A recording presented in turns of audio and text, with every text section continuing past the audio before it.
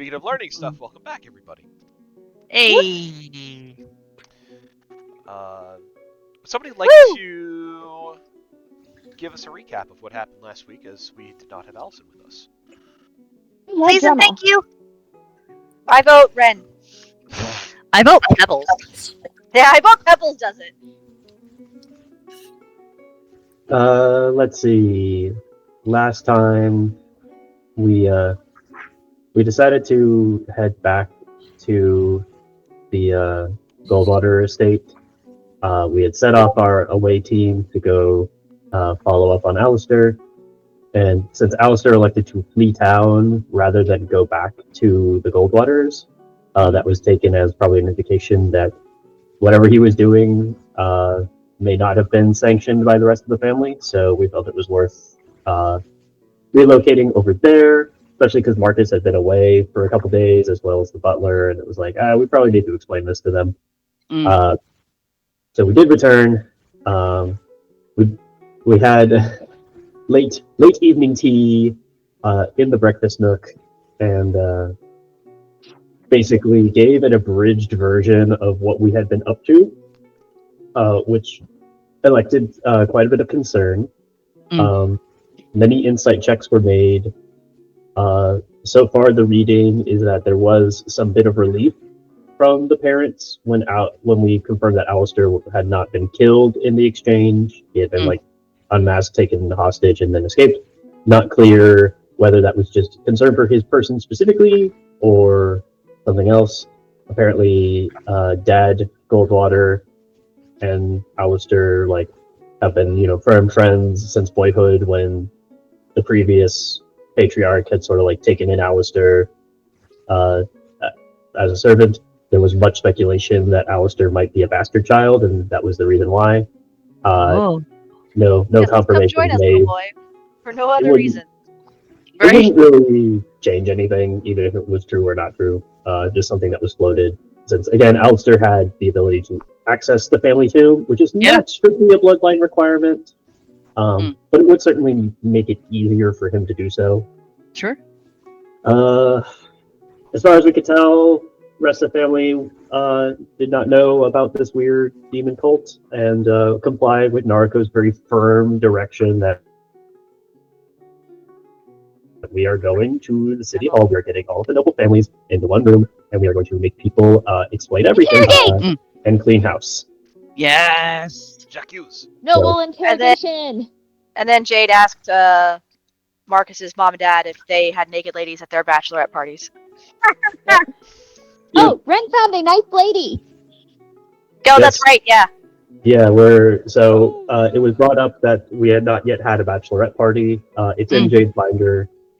So I believe the current plan is that there's bachelorette party, and then Professor and Ren are going to stake out on Marcus's bachelor party, I believe. I still find it insulting it's called a stag party. I find it funny that we haven't learned our lesson about splitting the party yet. Yeah, probably. Never will. Oh my gosh. No. Never. Remember, he's gonna get eaten by a frog. Well, very That's possible. not But you're gonna be with her. It's fine. We're gonna save her. It's gonna be fine. But that's just what's gonna happen at this party. And we're gonna be a bunch of woo girls hanging out. You're gonna hear us from all the way over there where you're having ladies dancing. It's very possible. Much of the party returned to bed to rest. Ren and Jade went out to the orchard, had a personal conversation, had a moment.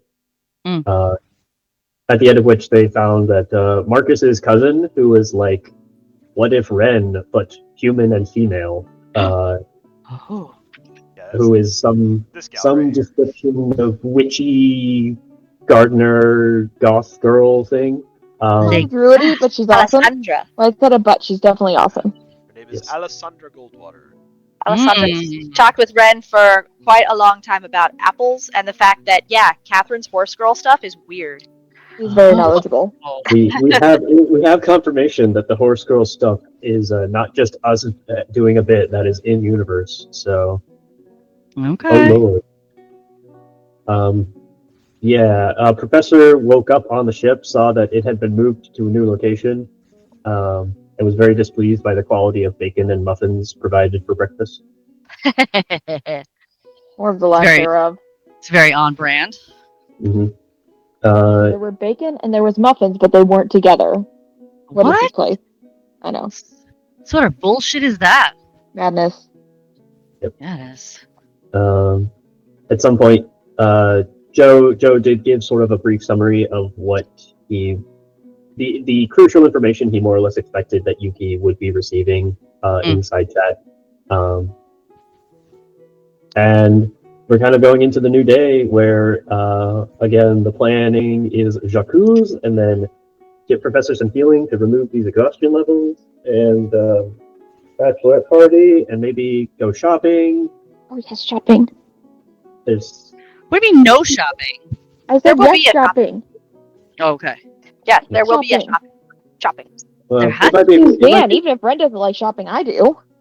might be worthwhile checking up on Sophia and the jewelry shop, both to make sure that loop is closed and also take advantage of hero discounts for. Yeah, right. I want to be a seahorse. Yeah, We got your practice back. it is in the shopping list to get Ren a ring of water walking. Okay. It's within budget. It can I happen. want to be a seahorse. Yeah, I you know are. it'll cost a cannon, but I'm cute. It will cost an entire cannon at base value. If you don't think Naruto is going to haggle like crazy for it, you don't Yay! understand. This is Naruko's bachelorette party. She gets to haggle as much as she wants. Ooh, it's a good party. That is a good party. Well, okay then. Thank you for the recap. That was a very good recap. Yeah, it was. I like the parts about me. Everyone does. It's crazy. One other thing that you learned is that the Goldwaters also needed to promote one of their staff to head butler to replace Alistair. So we got this guy. His name is Edmund. Edmund is terrified. Also, They if also- you're sharing pictures, Yeah. they're not Yeah, we're popping still up. on the splash They're not- page, buddy. Oh, son of a bitch! Yeah. I love right. this game. While they were considering butler replacements, they did ask us if that nice Syrian boy was perhaps available for the job, which He is pulled his hilarious. into swans real good. It's just like, hey, Syrian, you know how you took your oath to be a sentinel, and then you kind of like joined up with our band? Yeah, we sold your contract out. We can't sell mouse crap. Watch me. We did assign him to things. Fucking God. watch me. Oh, there was also a fun moment where because Marcus overheard the discussions on whether or not Alistair might be a relation to the family, and he was like, "I don't see the family resemblance," and we forced Joe to put Theodore, Alistair, and Oliver. Oliver all next to each other in portraits, and I saw that, and I was They were like, like, "Oh, some shit's going down." Yeah. no shit went down. We merely were examining the facts and letting them speak for themselves. Yeah. You were not Well, wrong. that went. This is Alessandra, Yes. by the way. Yeah. Oh, She's gonna be Ren's new goth girlfriend. Yeah, we're shipping that hard. I'm here for it. And You here's guys Ed. ship anything. Not anything. Not anything. We find a pretty female planner. We gotta ship Dave with her. Probably if Dave swings that way. Does Alessandra have a Venus flytrap? Hold it. Here, we'll check this. Look, Does- have you seen Alessandra? Like, cacti and Venus flytraps are like on every other shelf with her, I bet. Mhm. Dave is gonna find a new friend. Alessandra definitely has a corpse flower for sure. Oh my gosh, I love it. This is happy Calliope music, or Dave's gonna try to play romantic Calliope music now. And then it's gonna be some eerie Calliope music in the background, and we both go, "This is the aesthetic we're all looking for. This matches the vibe of this party quite well." Bet Ren gives Alessandra rides and doesn't make a thing about it. Mm-hmm. I do not know what you are talking about. This is pure supposition.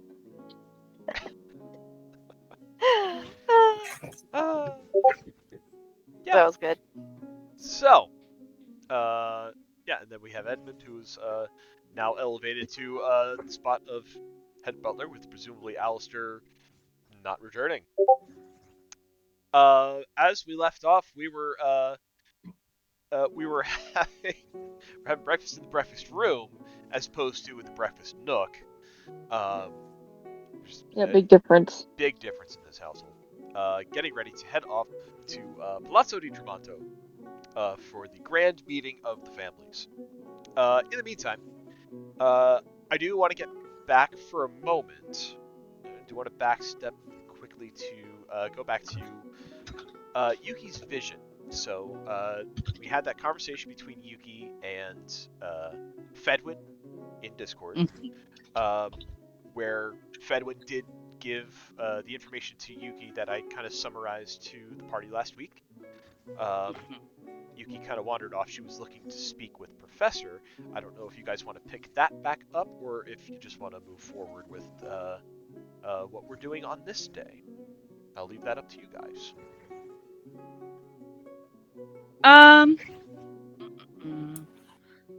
Sorry, today was wild. I didn't even get to read what you wrote back, Mars. Do you want to just continue it in chat then? Yeah, I'm cool with that. Okay. In that case, morning comes, and flanked by a bunch of the house staff, you will all be escorted by various means to Palazzo di Tremonto. I feel like we're being escorted in that they are trying to corral us with a bunch of house servants, or the house servants think that they can do anything to help protect us. I think it's a mixture of both, depending on which house servant is it. Some of them like So us. funny. Where's Edmund? I don't remember seeing him. Oh, Edmund. There he is. Edmund's right here. Edmund with his mustache, trying so hard to protect us all. I do enjoy that as Naraka was laying out exactly everything that's been happening, kind of leading up in Tremonto, the slow realization that like, okay, we let this girl out of our sight for like a couple of days, and she killed the mafia. She killed the mafia, and they definitely still owed us money. So cool. Listen, you have to clearly label who are your targets and who are my targets. There wasn't a label on them, so I checked that one. Naraka explicitly asked if the Goldwaters had any sort of direct dealings with the Red Hoods. No judgment cast, and they said no. So that's on them. It is on them. That's on We them. checked. We checked to Yeah, see, we are did. these your toys? Do we need to keep these toys for you? No? Okay, I'm gonna deal with them then. I would have much rather gone in there with an invitation and negotiated, but that was not offered to me. So I brought guns. I mean, they did more or less look down upon the Red Hoods for sure. They did, clearly. Yeah. Well, Marcus certainly did, Marcus but we don't always definitely trust did. him to know what's going on. Well, he's trying. He's starting to learn how to be a people. Okay, yeah, true. You would think that with all those acting classes, though, he'd be a little bit smoother at it. I think he's just flustered because Darko is like definitely a 10, and he Yeah. is trying his best to like also be a top, and it's just Right. not working. He's hot Hey, though. at least he's pretty. At least it's pretty. At least he's pretty. Trophy husband right there. That's what's going on. So with Theodore and Catherine leading the way, Edmund attending to them, various other staff members attending to you along your ride, making sure that you are hydrated, more or less, making sure that Ren has plenty of apples to keep him happy. Oh, Ren likes these people. They lead you to the Palazzo di Tremonto. You come up to the town palace, more or less. As you approach the gates, you are clearly expected. They have the door open, the guard standing to the side, the red carpet is rolled out, and even a little bit of some bards kind of playing off on the side there, just creating some wonderful ambiance as you enter in the palazzo's walls. You pass by the gates, you see the walls in front of you. There are numerous spires that reach up towards the sky. Very solid stone construction all throughout this complex. And as you move through, I would like particularly the professor, to please give me either a perception or an investigation check. Perception or investigation? Please hold. I'll do perception. My dice. Oh no, it fell. 16. Professor, as you pass through the walls, pass through the gates, I should say, you take a look at the sights around here, and it's an impressive structure. But I think what catches your eye, you see little glints of crystals kind of embedded within the stones of these walls, and they are very reminiscent of the same ones that you saw in the Goldwater residence, dampening any magical abilities. Oh. What? I would like to know where they're sourcing all of these nullification stones. This is not only very annoying, but mildly concerning. Would you like me to ask for you? I mean, if you don't mind. Next time Red finds someone who looks like they might know what they're saying. Wait, servants are across. Hello, do you know where they are sourcing all these magic nullification stones from? You're asking one of the servants that's accompanying you? Abso-fucking-lutely, he's right there. I think it is. I think it is Edmund that you catch, Ren, and Edmund turns to you and he kind of shrugs and he says, "Hey, they've always been embedded in the walls for as long as these places have been built. You might have to ask Theodore himself." Ah, very good. We will have to ask Theodore. Red turns back to the professor. They say they have always been there, but clearly these buildings have not always been here. Therefore, they must have been placed in at some point. You just that he kind of blinks at you and he's like, "Your prowess for deductive reasoning is astounding, Ren." I'm an excellent detective.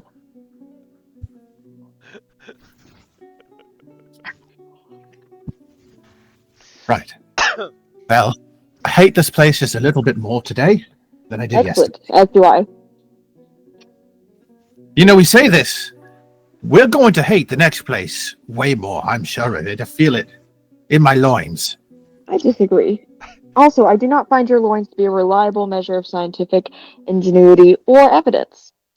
Can you give me, like, an example of the results of your study to find this out? Or is this just like a hypothesis untested? I do not want to study your loins. Well, then maybe Right. you shouldn't be making such statements that are so unfoundedly incorrect without any You're possible chance of validation. You need You don't know- validation for your You don't loins. know it. You don't know me. You don't know about Kitsune the physiology. I could have very magical loins. Ah! I'd like to stop talking about loins, please. What do you think loins are? I don't know, but it sounds weird and I don't like it. Thank you, Naruto. That was the next one. Oh my god.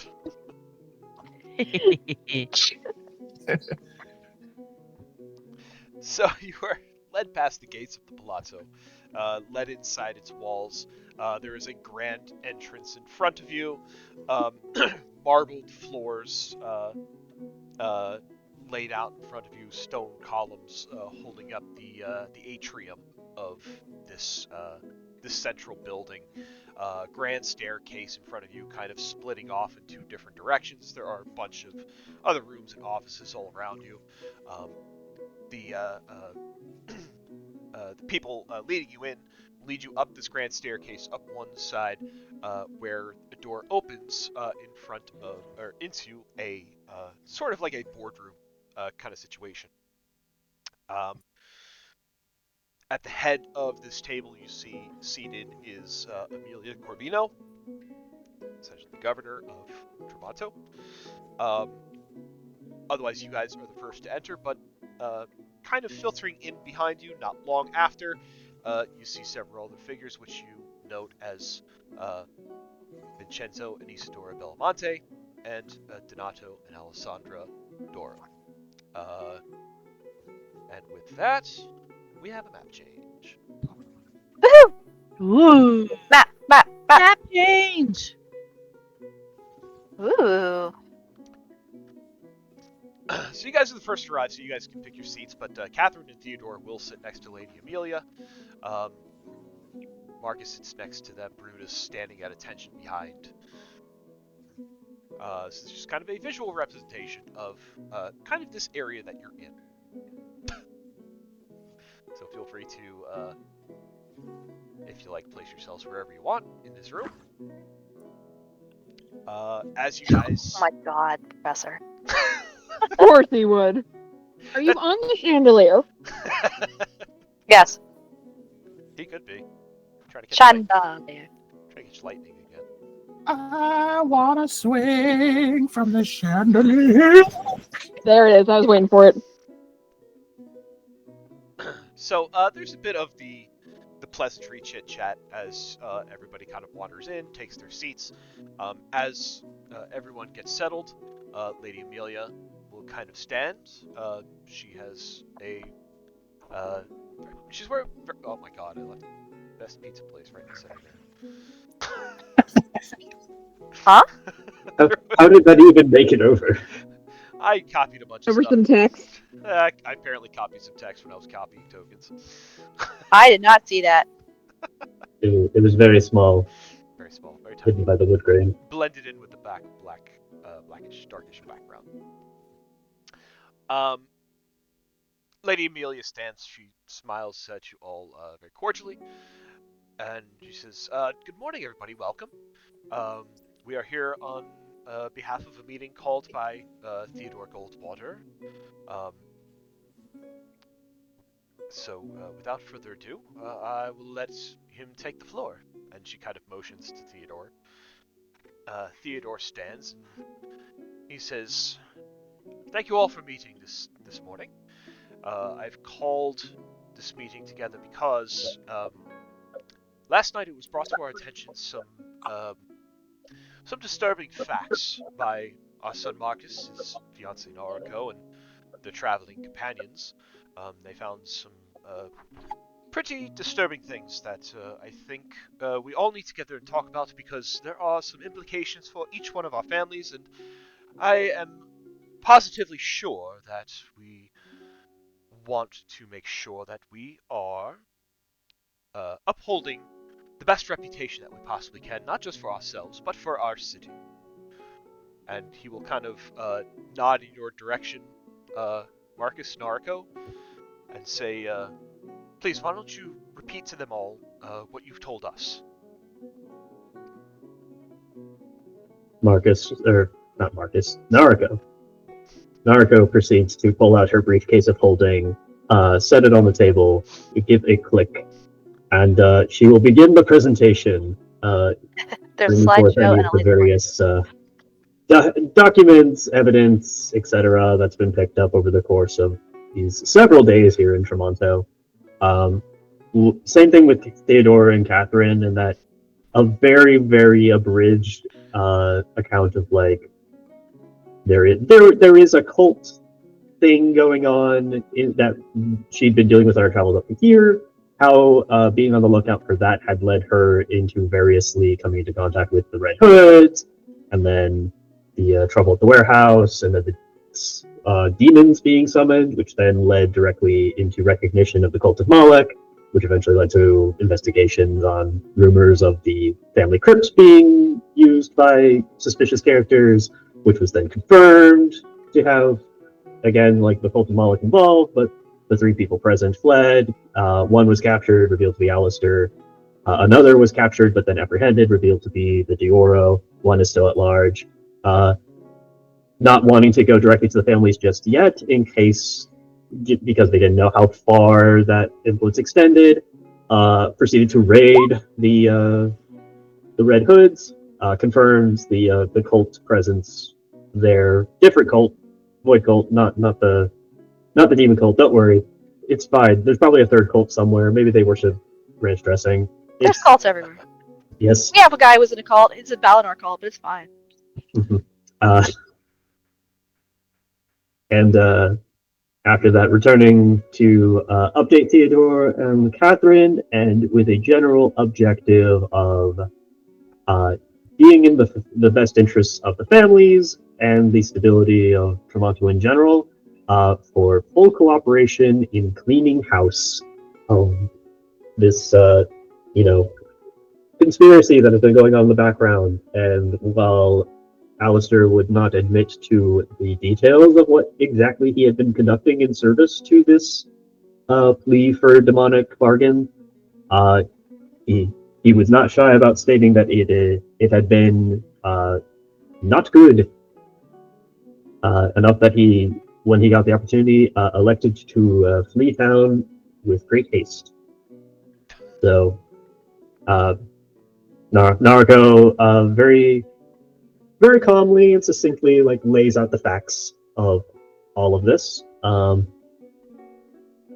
Any of the folks here with an eye towards business and negotiation, trying to get a read on her, will know that regardless of how helpful any of the other families are, and regardless of whether it harms the Goldwater reputation, Nariko has no intention of allowing this matter to just be quietly swept under the rug. And whether or not whatever the demon cultists were doing, whether there's any evidence of any specifically illegal murders or whatever going on, the populace is already not very happy with the general economic strata, and there were already rumors about this exact thing going on. So it's if nothing else, if even the impetus to do the right thing is not terribly strong within these people, the shitstorm of public opinion that would follow from leaving it completely unaddressed is not advisable. So, yeah, that is kind of the sum of what Nariko lays out in her little presentation here. Right. Along with the drug trade, Red Hoods won't be supplying that anymore, and also any and all valuables confiscated from that hideout that could be identified to be returned. The Mechanicus is making efforts to do so. See, I think Donato is the first one to kind of speak up, and he laughs and he says, "Oh, you all certainly weren't kidding about your community outreach. You raid a thieves guild and are willing to give the stolen goods back to the populace. Good on you!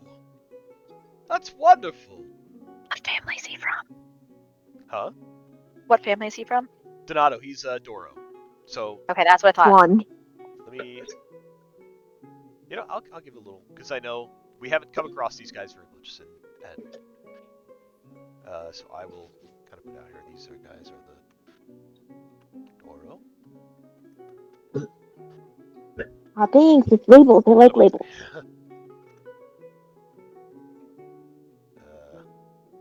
There. That's for those guys. Thank you. Put it on the map layer so I don't accidentally drag them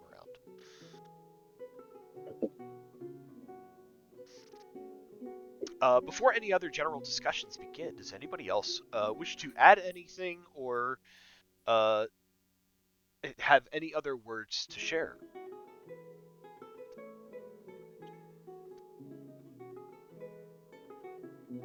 Going once, going twice.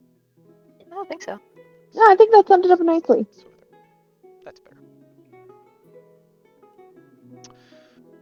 So, Vincenzo then leans forward, and he looks at you all and says, So the rumors were true. What was tossing Verdant Holdings were demons?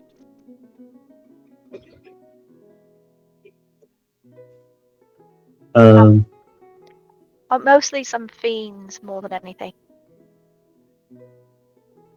And you think it's due to this devil-worshipping cult that you talk about? Their symbol was everywhere. And you think we are involved? Are you? certainly don't know of any demon worshippers in my family. And he, like, pointedly glances at Theodore.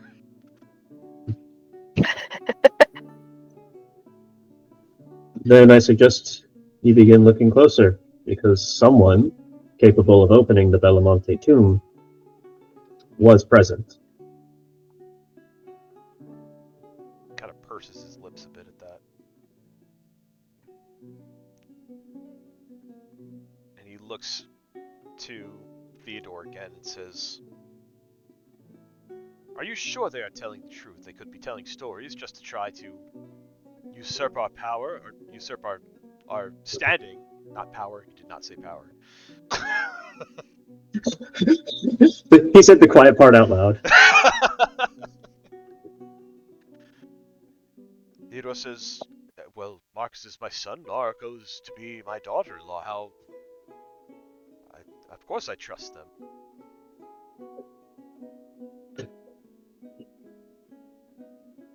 To which I think Why would we lie? Donato, I think, will answer, and you say, "Well, if Alistair was one of these demon-worshipping cultists, who knows what kind of influence he's been having over Theodore and the rest of the Goldwaters after all these years.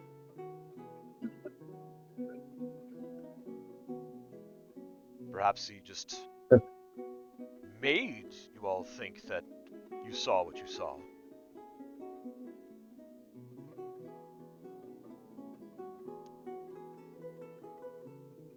Narco will look over to Lady Amelia and say, "These are exactly the same concerns I had before I even dared to return back to Palazzo Goldwater. Lady Amelia, as part of your Department of Justice, do you have magical assurances such as Zone of Truth or other means that we could be submitted to verify our testimony?" She kind of looks at you and she shakes her head and she says, "Not in Palazzo di Tremonto. We are barred, or we are protected from any kind of magic within its walls. So, magic does not work here." Why? The walls are imbued with crystals that were brought over many years ago by the Belamonte family. She kind of nods to Vincenzo and Isidora. She says originally from the continent of Ekrom, where there was a town or a city there that I'm told that is full of these crystals and powers a powerful anti-magic field over the entire city. They thought it would be prudent to include this within their own architecture so that their own family may be protected, both physically and their own trade secrets, of course. And, well, them being the prominent builders here in Tremonto, they offered to include this technology within the buildings of the other elite families here, as well as within the city building here. Professor, I know where the crystals come from. Oh, good. Hold on to that. We're going to want to know that later. Okay, I will do so.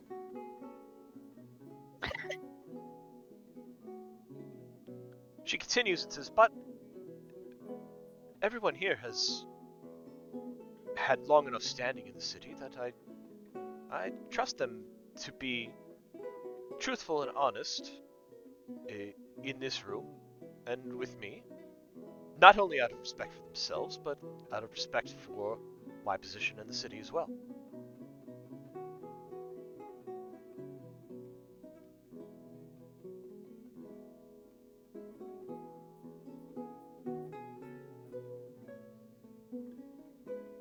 Okay, so it's just, but we just can't do anything inside. We could go outside. Oh, you could, but We still don't trust what we're saying. I never said I didn't trust you.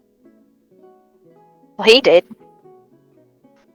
Donato kind of like leans back a bit. He puts up his hands. He says, "I'm just trying, playing devil's advocate here. I want to make sure that we are certain of the things that we are saying and accusing others of."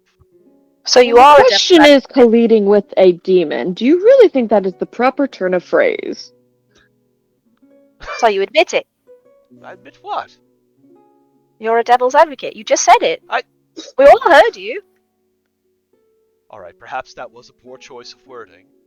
Exceedingly so. I'll admit that.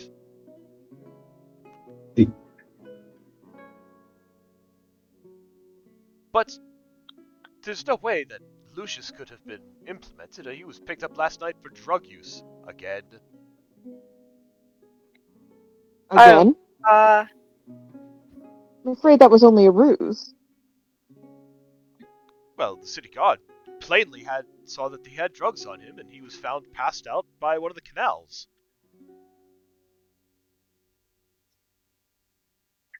Yuki, would you care to explain that one? I think hearing that, Yuki kind of perks up and says, well.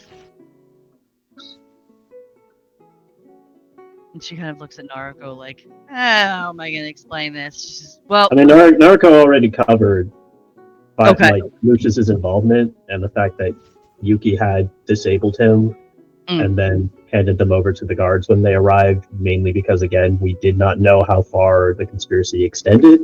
Yeah. So we figured putting him in custody was Very the, gamble. the best option, the sort of cautious option to take at that moment. Yeah.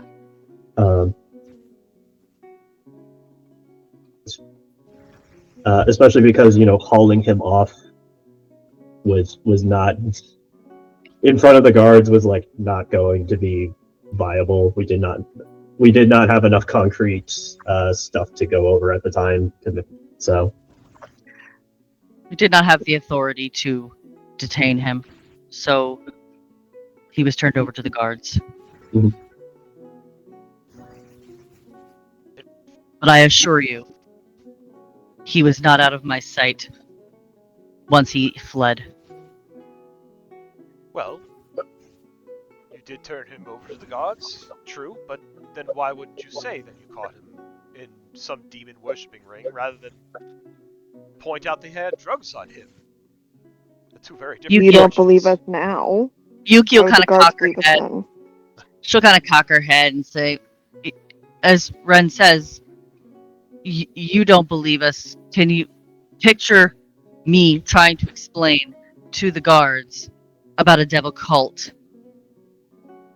and one of the members of the most prominent families in Tremonto?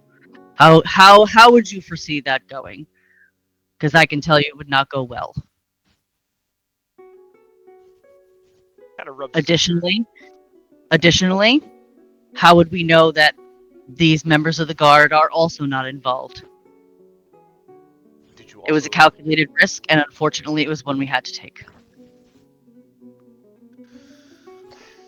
Well, that is unfortunate because we bailed him out the morning afterwards and sent him off to our other home out in Port Mulligan. Yuki's Got tail. your ley lines by any chance? Standing stones? What was that, Ren? Is that near standing stones by any chance? Standing stones. I'm Mm-hmm. not sure what you're talking about. Never mind then. Don't worry about it. Port Mulligan is on the east-west. It's on the southeastern part of the continent. Yuki's tail will twitch in annoyance, and she'll say, "Convenient." well, I mean, in their defense, they just thought that he had gotten picked up for drugs again. I But can see if why he- they would want to ship him away, so he wouldn't be an embarrassment to them. Well, if he was addicted to the drugs and Alistair was part of the people giving drugs out, maybe that's why Lucius was part of it. Perhaps.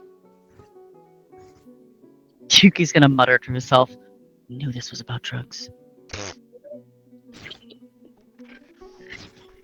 Alessandra, I think, speaks up, and I think she addresses Theodore and Catherine, and she says, "Are you aware of Alistair giving drugs to our Lucius?" Oh no, here we go, here we go, here we go. No. Catherine frowned. She clearly did not like that comment. She says, I'm sure whatever Lucius did, he did under his own power, and anyone affiliated with our house had nothing to do with it. Alessandra says, well, he would never have gotten involved with the drugs if he wasn't involved with your shipping operation to begin with. Theodore says, and what is that supposed to mean? Let him cook.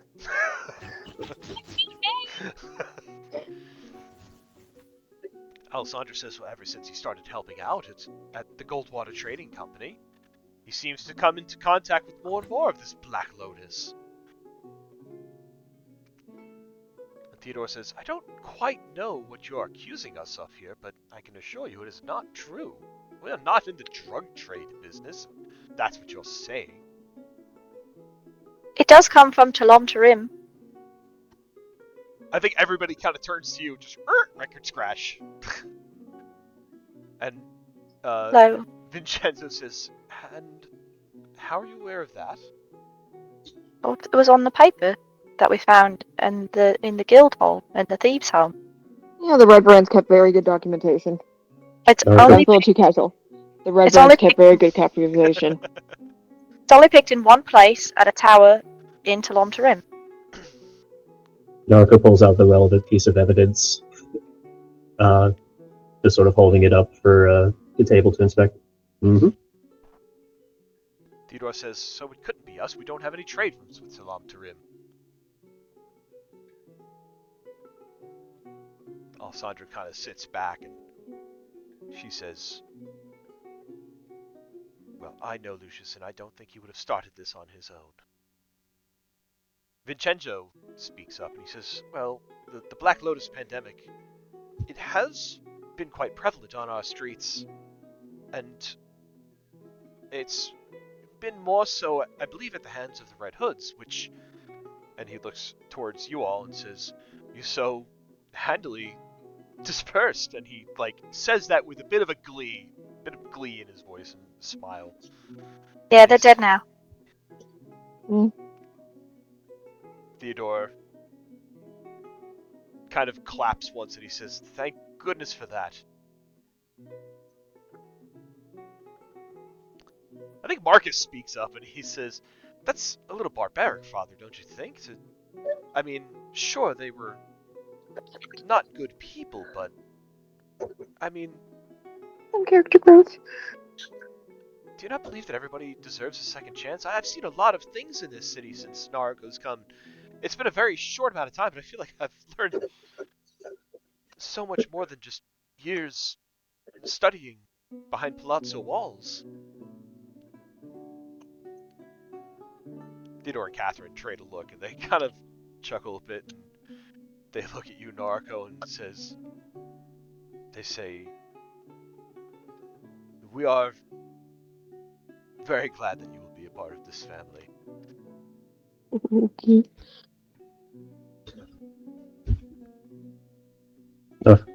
Narco gives a polite nod, says, yes, if only the city didn't keep me so constantly busy with new work. Which, back to task at hand, we have 2 known suspects, one of which is directly on the run. The other one has been sent away from the city and may or may not take the opportunity to slip out of sight once he becomes aware that you all have been informed of these going-ons. And we have one who is still at large but known to have some sort of connection to the Belamonte.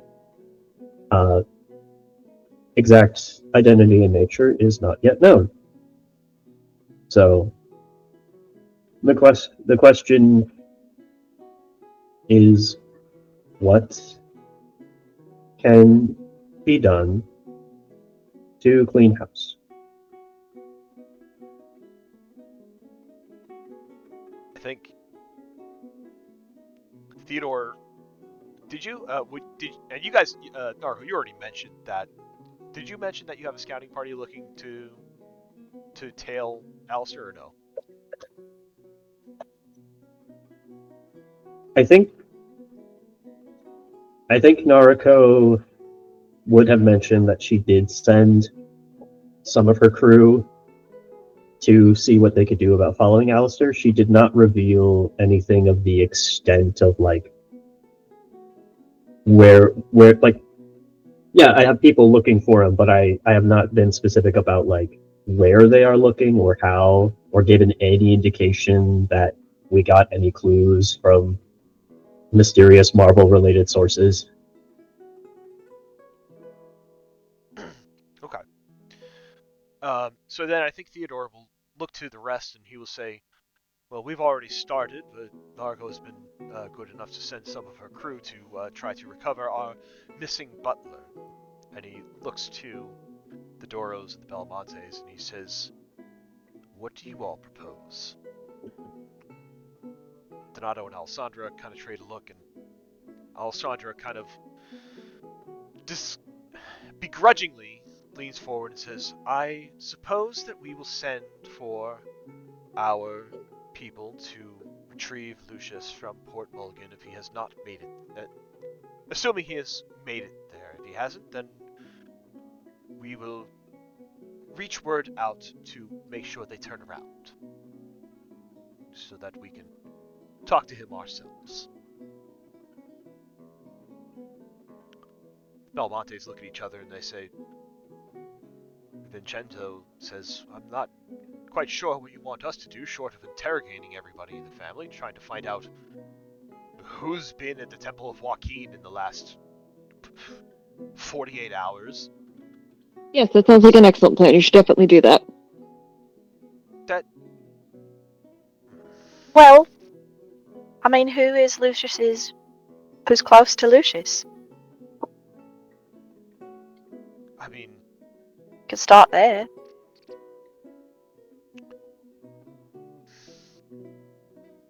they kind of look at each other and they say, well, I suppose we can start with some of the people he fraternizes with. There are a few in our family that he tends to hang out with. We could, I guess, start there. But this feels like sifting through a needle in a haystack. I mean, everyone visits the Temple of Joaquin at some point in time during the week, and everybody was out all over the place during the regatta. If you find this sort of investigation work taxing, myself and my companions here are old hands at it if you would like assistance. Isidora says, we appreciate that, Narco, but we feel this would be better handled in-house. I'm sure you understand. Oh, I can certainly understand. I'm sure you can also understand that after having the life of myself and my companions directly threatened by this conspiracy, that I am very, very keen to see it handled swiftly and cleanly.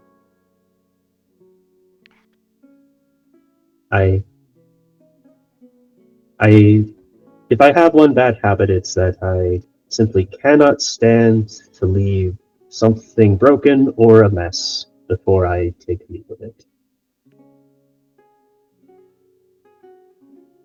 Vincenzo leans forward, he folds his hands on the table, and he says, then we shall pursue it with the utmost importance and the highest of urgency. Did anyone leave today?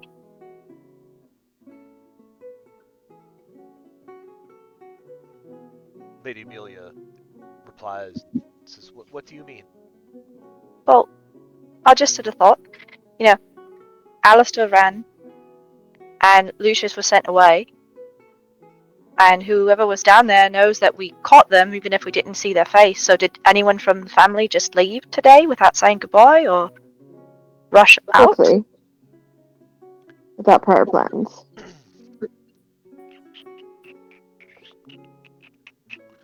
Are you directing this at anyone in particular, or is this just an open question? Well, she's asking the Belmontes, because Lucius is from the Doros, and we know where Alistair went. So she's just asking Vincenzo and Isadora. So she just says, did anyone just leave suddenly between last night and this morning that should be here? They kind of share a look, and Isidore shakes her head, looks at you, Jane, says, not to my knowledge.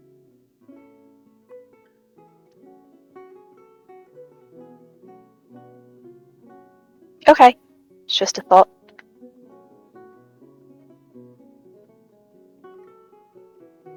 Can Narco make an insight check to see how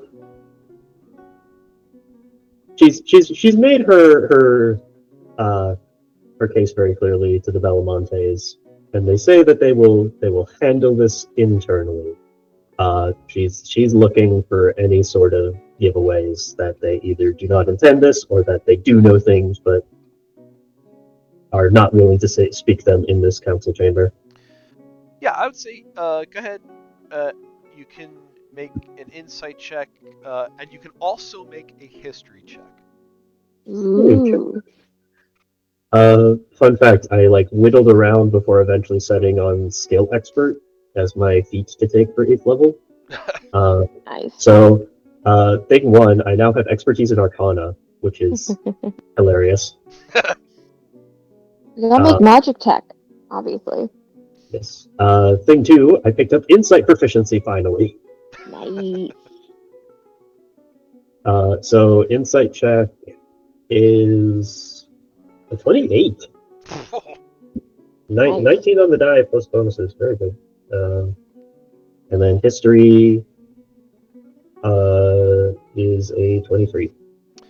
So insight, yes, they seem very determined to kind of figure out whoever it was that whoever it may have been that you were saying was down in the crypt that night.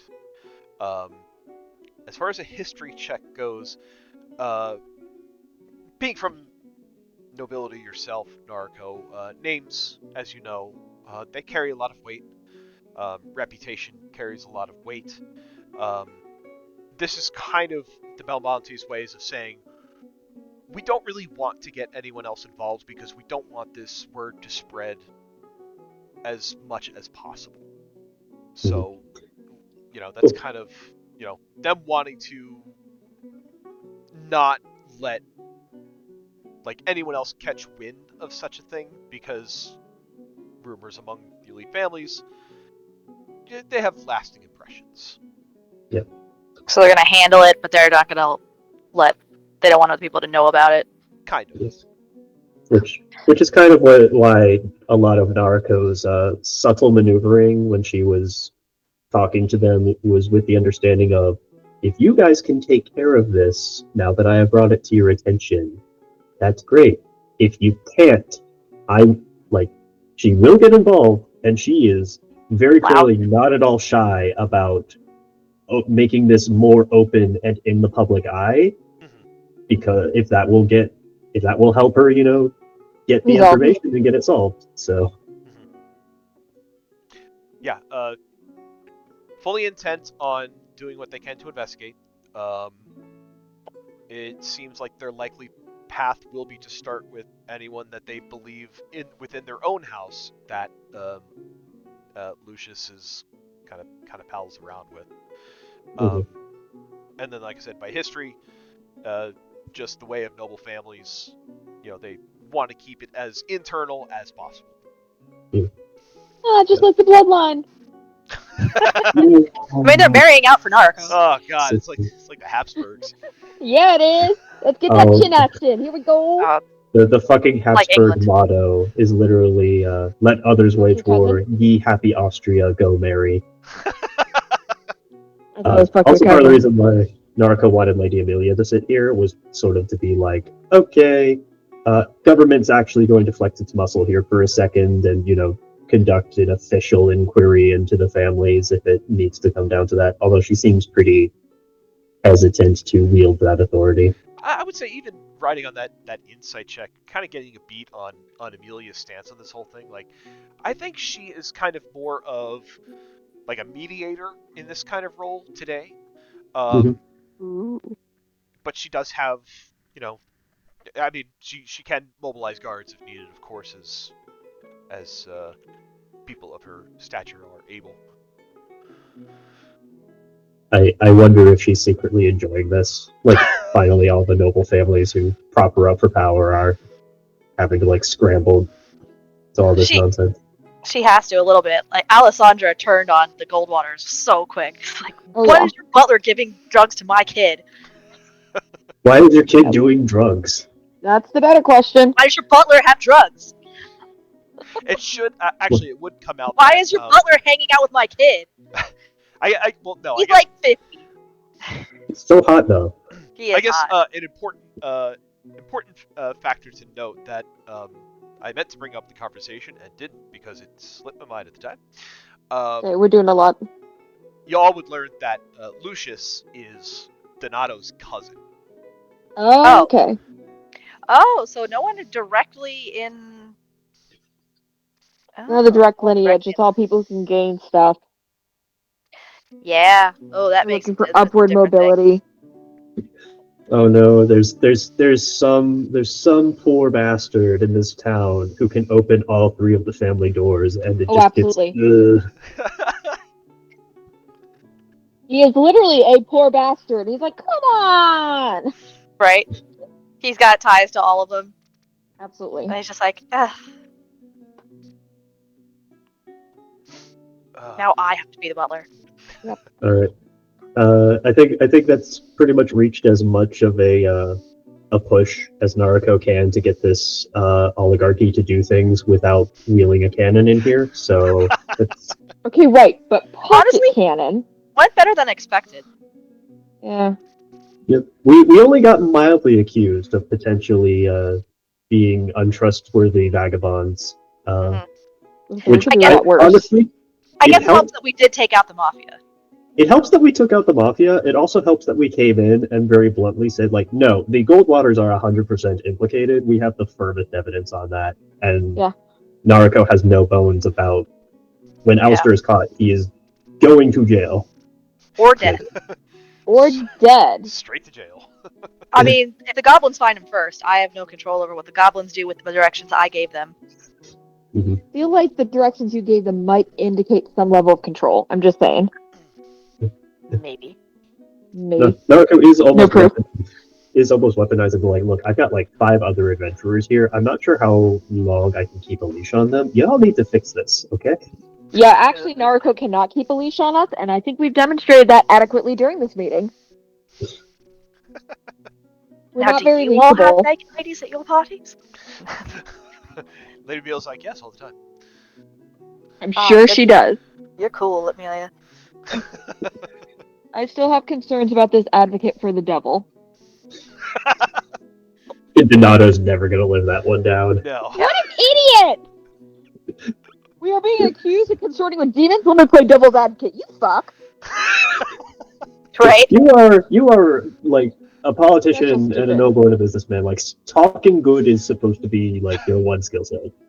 Yeah, well, apparently To he be- missed that one. In his defense, Donato's advocate. He didn't think we'd take that literally. Okay, first of all, we're not kleptomaniacs. We didn't take shit. But still. See what I mean? Or maybe it was on purpose, and he was trying to be like, haha, little joke, little levity in the situation, and just Did you? Fell flat. Because we're way too literal about it all. Dave plays accusatory music. Da-na-na. Also, I find it funny that Marcus is kind of like maybe they were just dealt a bad hand. You know, shouldn't everyone deserve a second chance? Meanwhile, his Doing? fiancé, who supposedly taught him all of these new nuances of the world, was the one who basically suggested, like, okay, I'm pissed and I have ammunition still stored. Let's just kill the mafia. Roll Yeah, it. yeah, that's okay. That was stress relief. That was necessary. Did give them an option to leave. We did. They did could not help. You know, did not take us up on that option. and then they started throwing void at us, at which point it was like, okay, no. Okay, right, but the ranch monster. At that point, they've committed crimes against Tremonto and the legal code, and against God Yeah. himself. So, True. super. Do not tell the professor he is God. It will go straight to his head.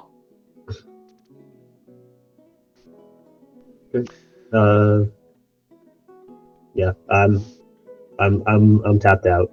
All right. I'm good. It was a productive meeting, guys.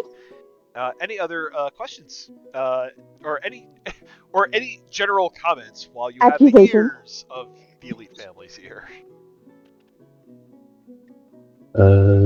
Eat the rich? No? Okay. With the discussion kind of coming to a close, Amelia will stand up and she will again smile cordially at everyone and say, thank you for meeting here today. I feel like this was a productive meeting. If any of you should feel like you need to utilize the abilities of the town guard, please do not hesitate in reaching out to me. We take the security of Tremonto and her citizens with the utmost importance. And on a personal note, thank you to the Mystic Mechanicus for Brightening my days. for delivering me such delicious tea. You're taking a bite out of crime. for solving the misfortunes of Verdant Holdings, which we look forward to seeing growth, and for subduing the Red Hoods who have been terrorizing our businesses and our people. Community outreach indeed. She smiles and kind of gives you all a nod.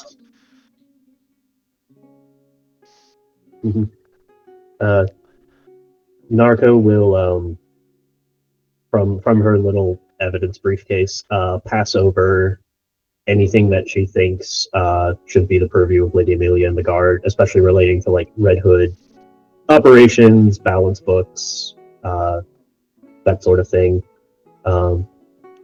The stuff regarding Lotus and the trade. How best do I, identify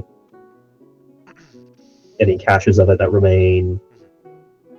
Any hints towards identities of dealers? That's anything to close the loop on community outreach on that side of things. I think as you guys are as the meeting comes to an end and everybody's kind of getting ready to go, I think Vincenzo approaches the lot of you and he says, now that the Red Hood's building is vacant, do you have any plans for it?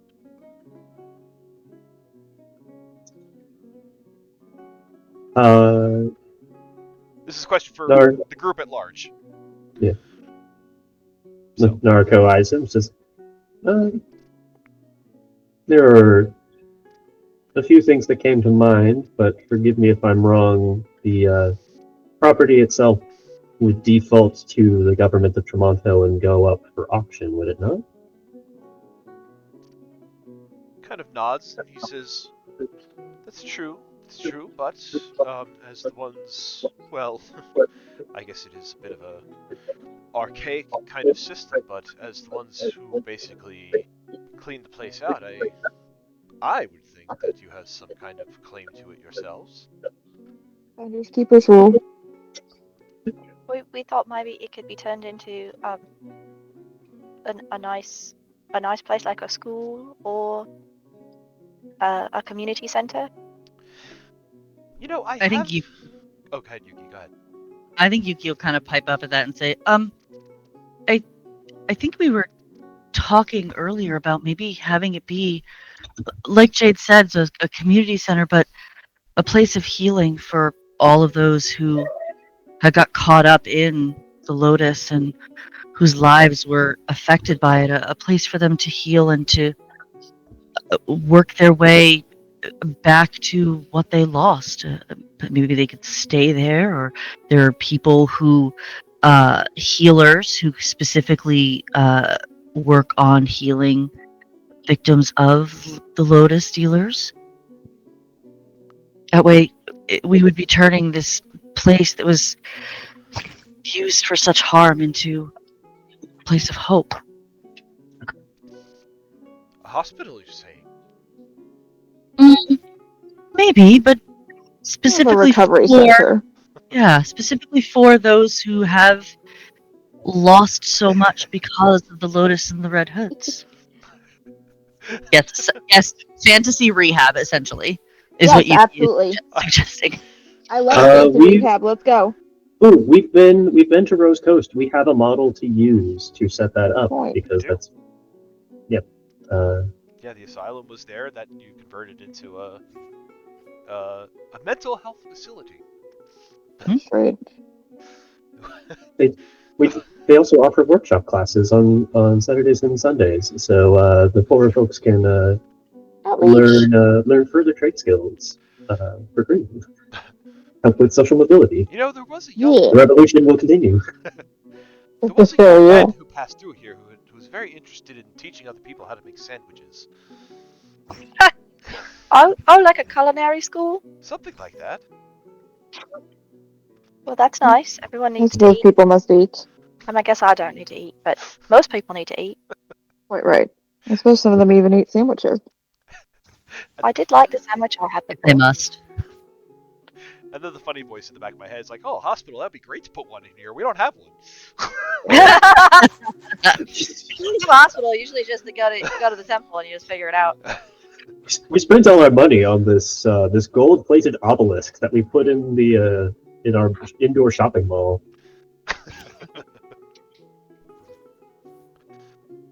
Well, should you ever need help financing such an endeavor, the Doros and the Belmontes are two families we work together quite closely when it comes to matters of real estate.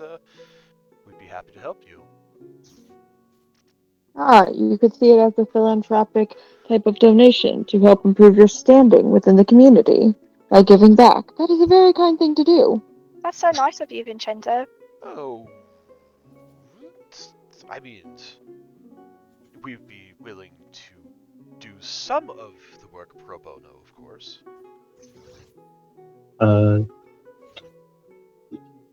We've got isn't it's Verdant Holdings, right? That was sort of the like recycling materials for building processes. Yes. Yes. Is that more for like creating more living space in Tremonto by like making more artificial islands, or does that also include, like interior renovations? It could be both. There we go. It could be both. Narco will nod and say, well, most obviously, if there's work to be done, the Doros and Belamontes are certainly close at hand, so that will be easy to keep in mind. Would you put Narco comes from money and is marrying into even more money, and we worked very hard to save this business, and this sounds like an excellent opportunity for a pilot program to get some spotlight on it. Yep. So she has no interest in his high interest loan. For real. Would you be putting your if you helped? Would you be putting your not magic crystals into the building too? Do you put them in every building? No, not every building. Just very specific Important ones. You ones. see, the materials are quite rare, and they must be imported from a very long distance. It's not practical to do it everywhere. How do you choose which ones get them? Yes, nice money. Well, not to be crass, but honestly, it comes down to those who can afford the extraction and importing. Or were you worried about people using magic on you? As Lady Amelia spoke, there are certain things that we do not want exposed. As she mentioned, trade secrets, some whenever we are in the process of negotiations, we don't want those negotiations scried upon or anything like that, and especially here in the Plaza di Tremonto, where there is the jail, you don't want criminals just teleporting in and out at will. That makes sense. I don't have a good understanding. Oh, sorry. I didn't hear what Jade said, and then we'll go to Ren. Jay just said that makes sense. Okay, Ren. Red would counter. I don't have a good understanding of finances or money or the purpose of it, but I would question Would it not be more cost efficient to only make one room or one part fortified as such? But it seems that many entire buildings are made in this way. Well, in such places, it's hard to contain such dealings in just one specific area, you see. When people come together, it's, collaboration can happen anywhere. It's really one of the main benefits of being able to meet in person all the time. So you are constantly plotting. Is that why Marcus always has a bodyguard? Because you're worried about people popping in and snatching you or something? Catherine speaks up and she says, well, Marcus always has a bodyguard because he always likes to be out around the town amongst the people, and there are some of those, especially the Red Hoods, that would love to be able to take advantage of an open target. Hey, how about that? Well, that makes sense to you, I suppose. But that has been eliminated. Brutus, we've not put you out of a job, have we? That would be very unfortunate. Brutus kind of looks at you, Red, and just goes, no. Very good. Very good. I would hate to see that happen. You seem like an formidable chap. Kind You hit really good.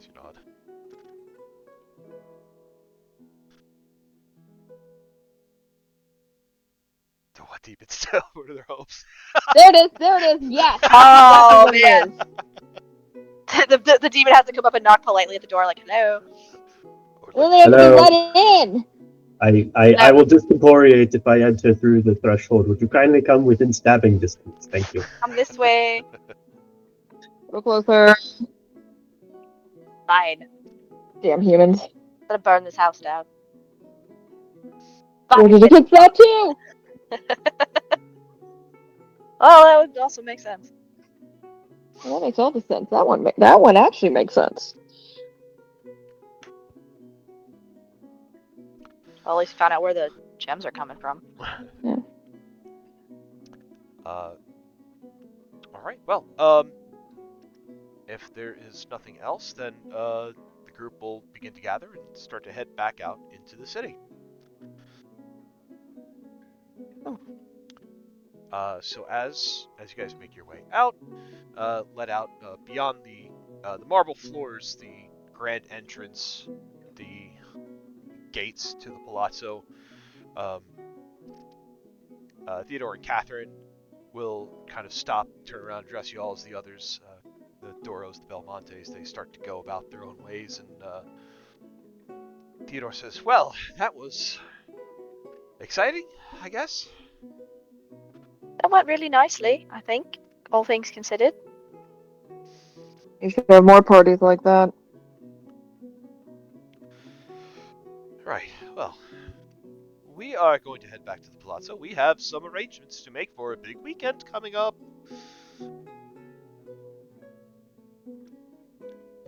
What about the rest? Oh, the wedding? Catherine kind of says, yes, the wedding. Right. We have to take Noriko to bachelorette party. You have to. It's in the book, you're supposed to do that. Theodore kind of laughs and he says, that makes it sound more like an obligation than just something fun to do. Aren't most things? Well, it's fun to do, but I don't want her to miss out on it either, so we want to make sure it happens. Pretty sure it's an obligation. I just imagine at the end of that sentence, Jay tacking on, I mean, you only ever get married once, right? And then everyone looking uncomfortable. Hey, ooh. I mean, it's going to be her only bachelorette party she has, so...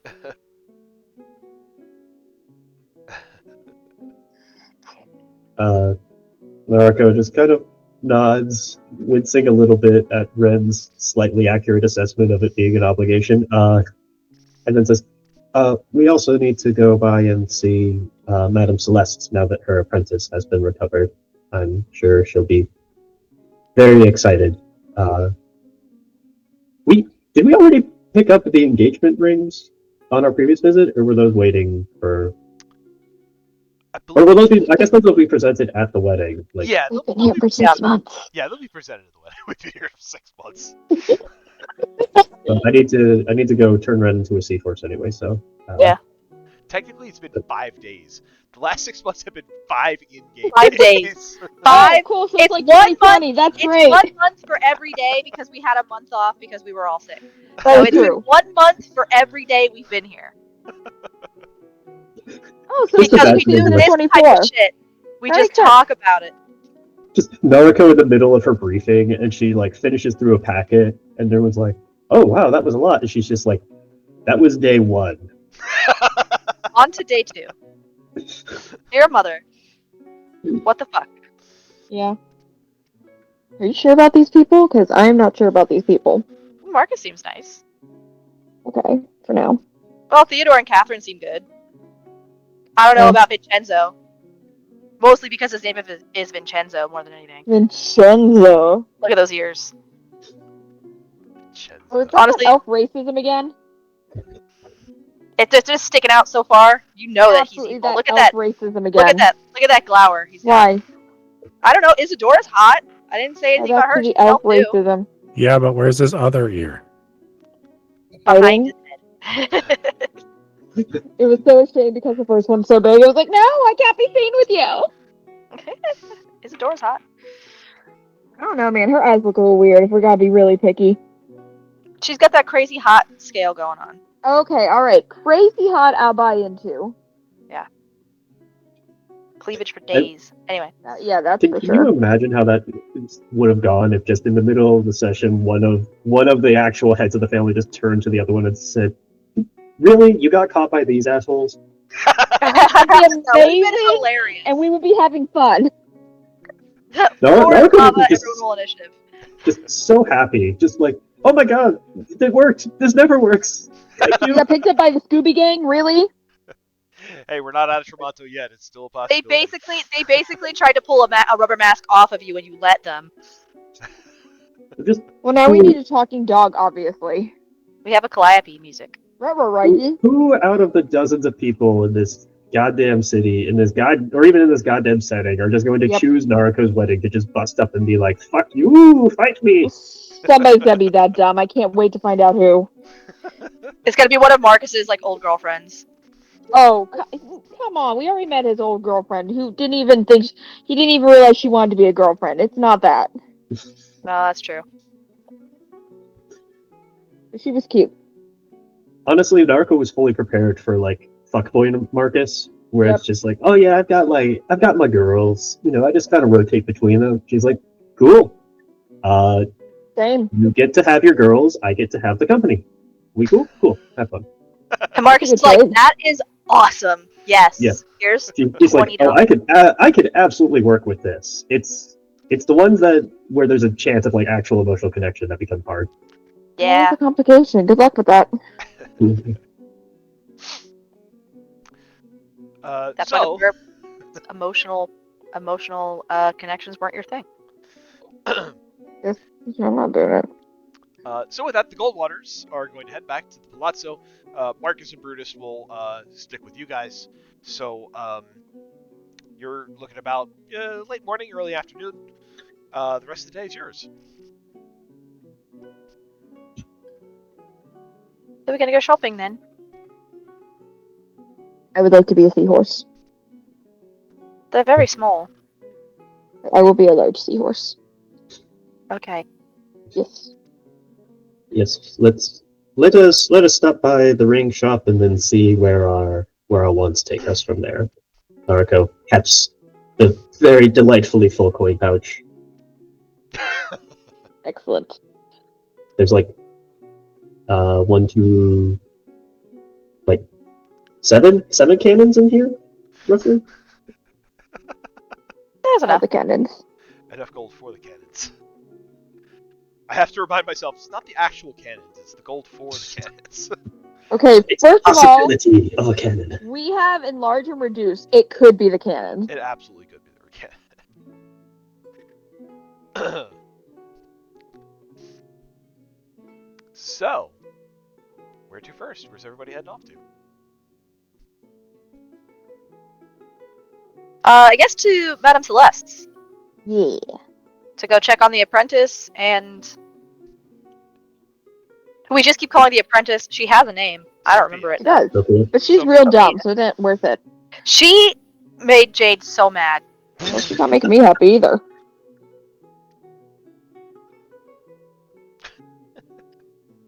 All right, so We'll go check on her, and it turns out she's just like detoxing from drugs too, and then it's just the whole time it's like, now I feel like a dick. That would be a nice, satisfactory ending. I don't think we're getting that. We might. I don't know. I've got cleansing void. Let's see what happens with this. Oh goody, more void magic, my favorite. It's working out well for me so far. Questionable at best. We just had a very heartfelt conversation about this. Don't ruin it. We did. I did not agree that was helping you. Ever. Nico. Probably not. so you all head back. You all head over to the Gleam and Glister, Yeah. which is the jewelry shop that will be making the rings for the wedding. Yeah. And they make other nice jewelry that you could just have too. As you walk into the shop, again, very, very brightly lit glass display cases everywhere. The lights angled in such a way so that the gems and the jewelry just kind of sparkle and shimmer all over the place. You do see behind the desk, you see Madame Celeste. She's very pretty. As she sees you walk in, she immediately excuses herself from whoever it was she's talking to and approaches you right away. Ooh. Hello. Hello? Oh, you got Sophia back. I'm so happy. Thank you so much. She actually like reaches out. Jade, are you like in front as you approach? Yeah. She reaches out to you, Excellent. Jade, and gives you a hug. Oh, hello. Hi. Oh, I'm so I hug happy. back. I'm so happy you found Sophia. I'm so happy you brought her back. Oh, we're super happy about that too. Is she here? She is, but I have to keep your voice low. She's had a splitting headache since yesterday. Mm. Oh, really? Yes, I she's might alright. be able to help. I might be able to help with that.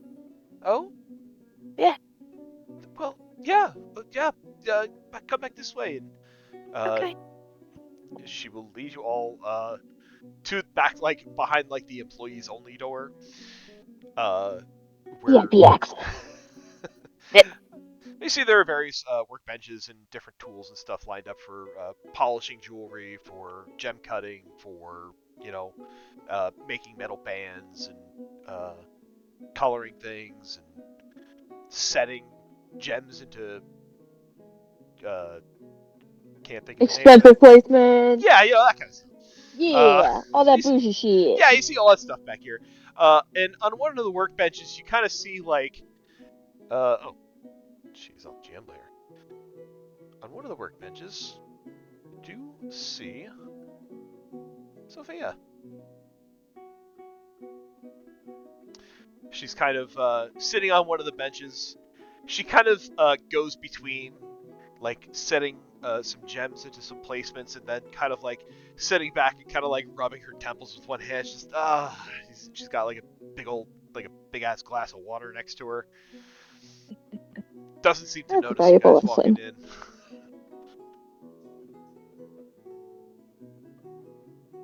Hi, Sophia. She kind of winces a bit, turns in your direction. She opens her eyes as wide as possible, which is not very wide. It's kind of like she's like squinting into light constantly. Oh yeah. And she says, it's, I remember you guys, kind of. Hello. Hello. How are you feeling? Like there's a triceratops prancing around on my head, but Ah. guess I'm alright. We've seen one step on someone's foot. It was not fun, apparently. You must have come from a very far away place. They don't exist around here. You may be surprised. This one was pink. Sophia. Yeah. Yes. What do you remember? You have to be a little bit more specific. What do you remember from when you went missing? I was never missing. I was always. I mean, I wasn't here, and she kind of like motions to her workbench, but she's like, I wasn't missing. Okay, well, what do you remember from the time that you weren't here?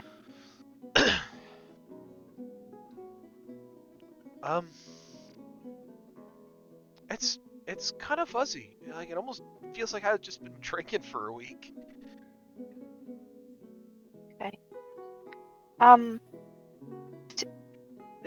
Madam Celeste said you had a bad headache. Do you want me to see if I can help? Oh God, any relief you can give me would be most welcome. Okay, I'm gonna touch your forehead, okay? And she's gonna reach up to like lay her fingers on Sophia's forehead. And can I cast let's see, let's try a cure wounds first to see if that does anything to help her. Okay. Go ahead and give So I'll me cast wounds. cure wounds. That's gonna be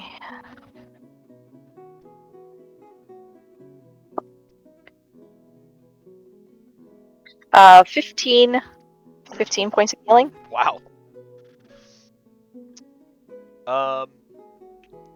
Right, give me an Arcana check. Ooh, Arcana check.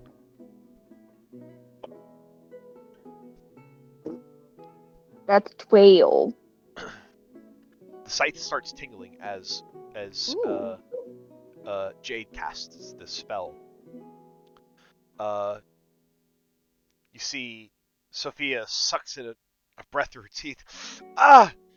It almost like there's like a shock of not pain, but maybe a little bit of discomfort. But after a moment, it kind of wears off, and you see her eyes are able to open a little bit wider. And she says, that was intense, but yeah, Oh, it seems to have helped a little bit. good. I'm sorry, my hands are cold. Oh, which is impressive through gloves like that. Oh yeah, it's fine. Is it a little bit better? Oh, well, the stomping has transitioned to a light tap dancing, so I'd say better. Well, that's a little bit concerning. I just gotta keep drinking water. I'll be fine. Hmm.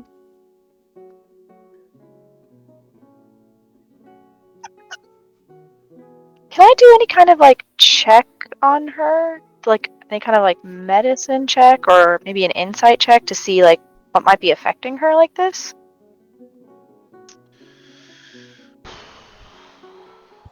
I'd say you can go with medicine or Arcana, either one. Medicine or Arcana? They may Let's give you go different with answers, though. let's go with medicine because she's saying her head hurts. Mm-hmm. So I'm gonna go with medicine. Sure. That's a natural 20 for a 25. Nice. That wasted my 20 on this, so be prepared okay. for when Reverie tries to get kidnapped again. Yeah, it's fine. Reverie tries to get. They try to kidnap Reverie again. She's not out there like with a sandwich board trying to get kidnapped. So natural You don't know that. natural 20 on medicine. What's your bonus? 5, so 25. 25, natural 20.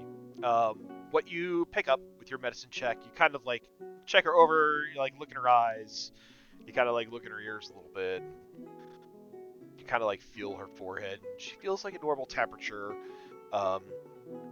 Her eyes, she's a little bit photosensitive, but not alarmingly so. The cure wounds that you gave her did seem to perk her up a little bit. So, I mean, I think to your sense in that concern, it just seems like a pretty bad migraine.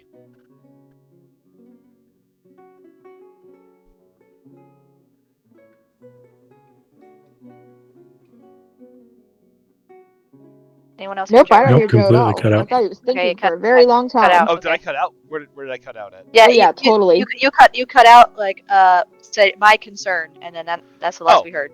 For that concern, it feels like she's just suffering from just a really bad migraine. Because magical healing did help it, even if it was marginally so. Um, like I said, you look at her eyes; she seems to be a little bit photosensitive, but not in an alarming way. It did seem to get a little better with the magical healing. So Okay. I think that's what you pick up. Or that she just has a bad migraine. Mhm. Okay. At some point, oh, I'm sorry. Oh no, go ahead. At some point while Jade is interacting with Sophia, Ren is going to give a meaningful look at Naruko, and then look at Jade, and give another meaningful look at Naruko, trying to communicate something silently. That would be a great time to have message right now. Ren probably does have message. Nar- Doesn't mean Naruto smart. will cast message with her little earring to Ren and say, "Yes."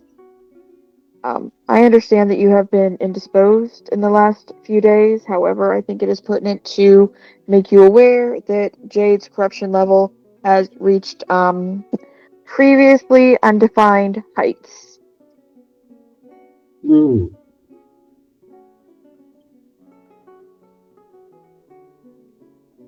And Have you even a cure wounds spell seemed to set something off.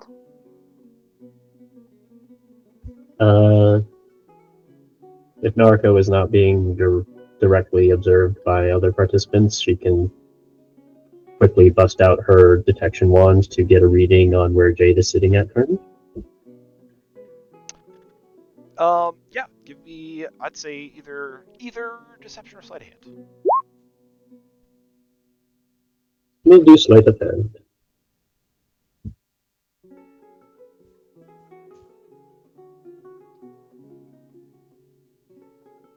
That is a 28. Yeah, no problem. You're able to I kind still have those gloves of thievery equipped. Nice. Yeah, so kind of able to kind of touch the wand wherever it is you are stowing it. Kind of channel a little bit of a will through it. Focus on Jade. What you get back is that Jade is at level 20.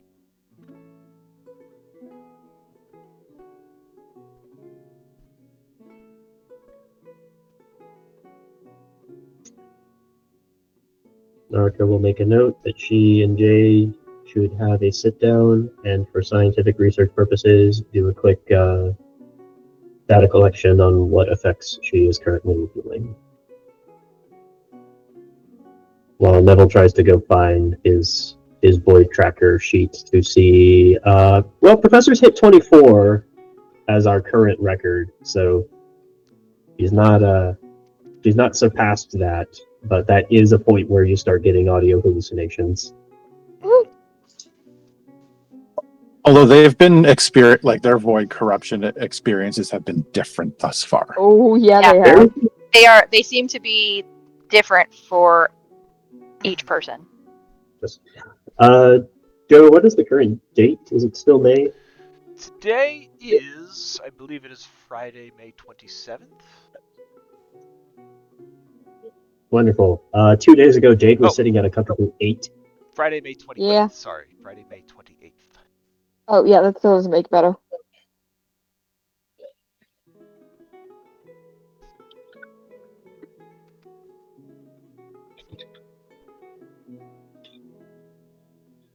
All right. Cataloging that for now. We'll deal with it after Bullshit to shopping. deal with later. So Sophia, she kind of holds her head a little bit. She's downing water like it's about to be commoditized. Yeah. Intramonto? Intramonto, absolutely. Yeah. For sure. She says, but and she turns to Marcus and you, Narco, and she says, but I have good news. Your wedding rings are nearly done, but no peeking, no spoilers. But they are going to be lovely.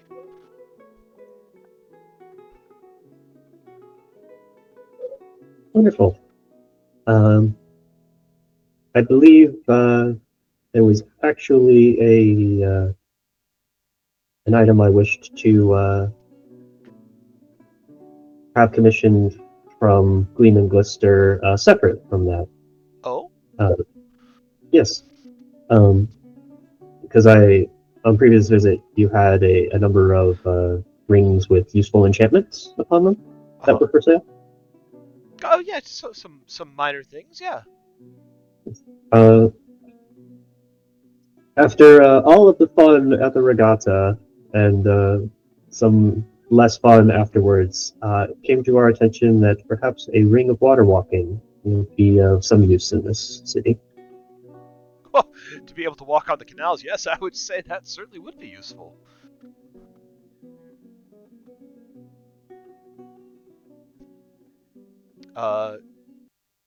Marcus turns to you, Narco, and he says, if this is something that you truly want, I'm happy to commission it for you.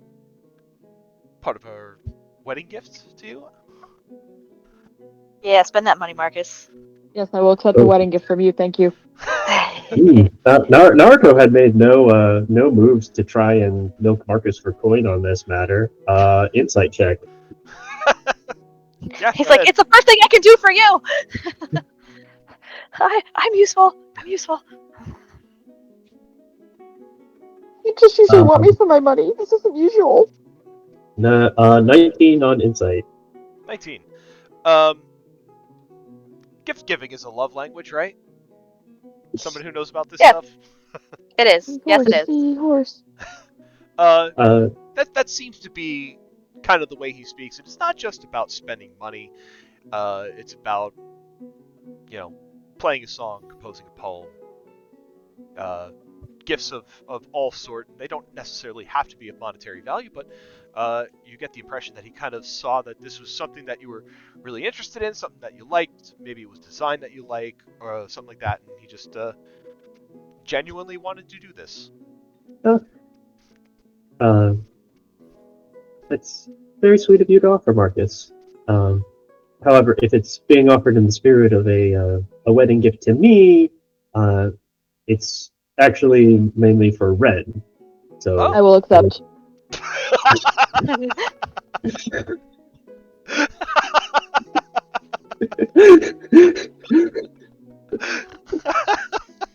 What's Marcus's face right timing now? on that is perfect. Oh my god. I think Marcus's eyebrows climb up into his hairline. Looks over at Red. If Narco was going to give him a chance to back out, Red said no.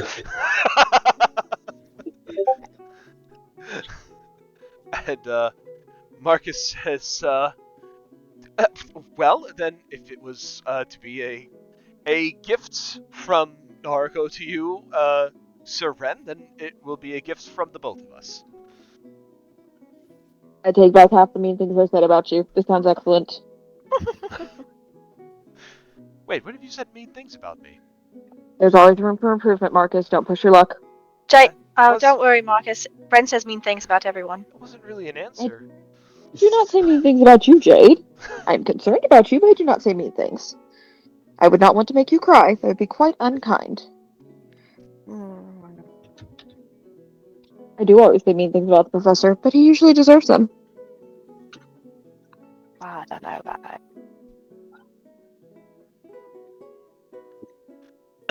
Marcus turns to Sophia and he says, "Bill to the Goldwater account."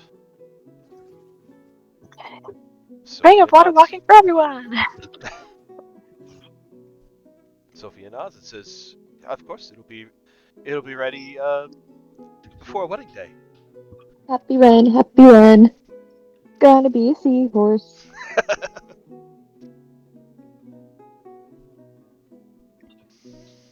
Madame Celeste, by this point, definitely has gone back out to the front of house to take care of people that are actually shopping.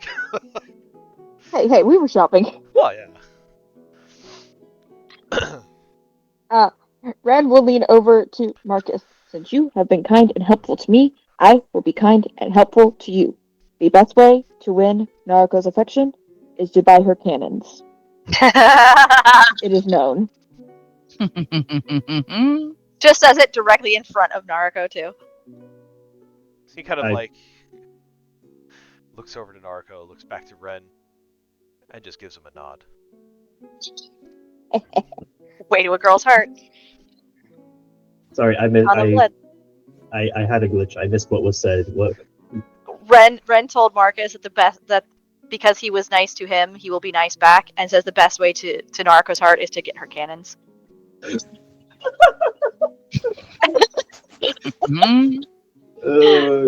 Okay, yeah. And Marcus just nodded. He looked at Naruko and just nodded. He knows. He got it. He got his fiance. He gets what's up. I have helped.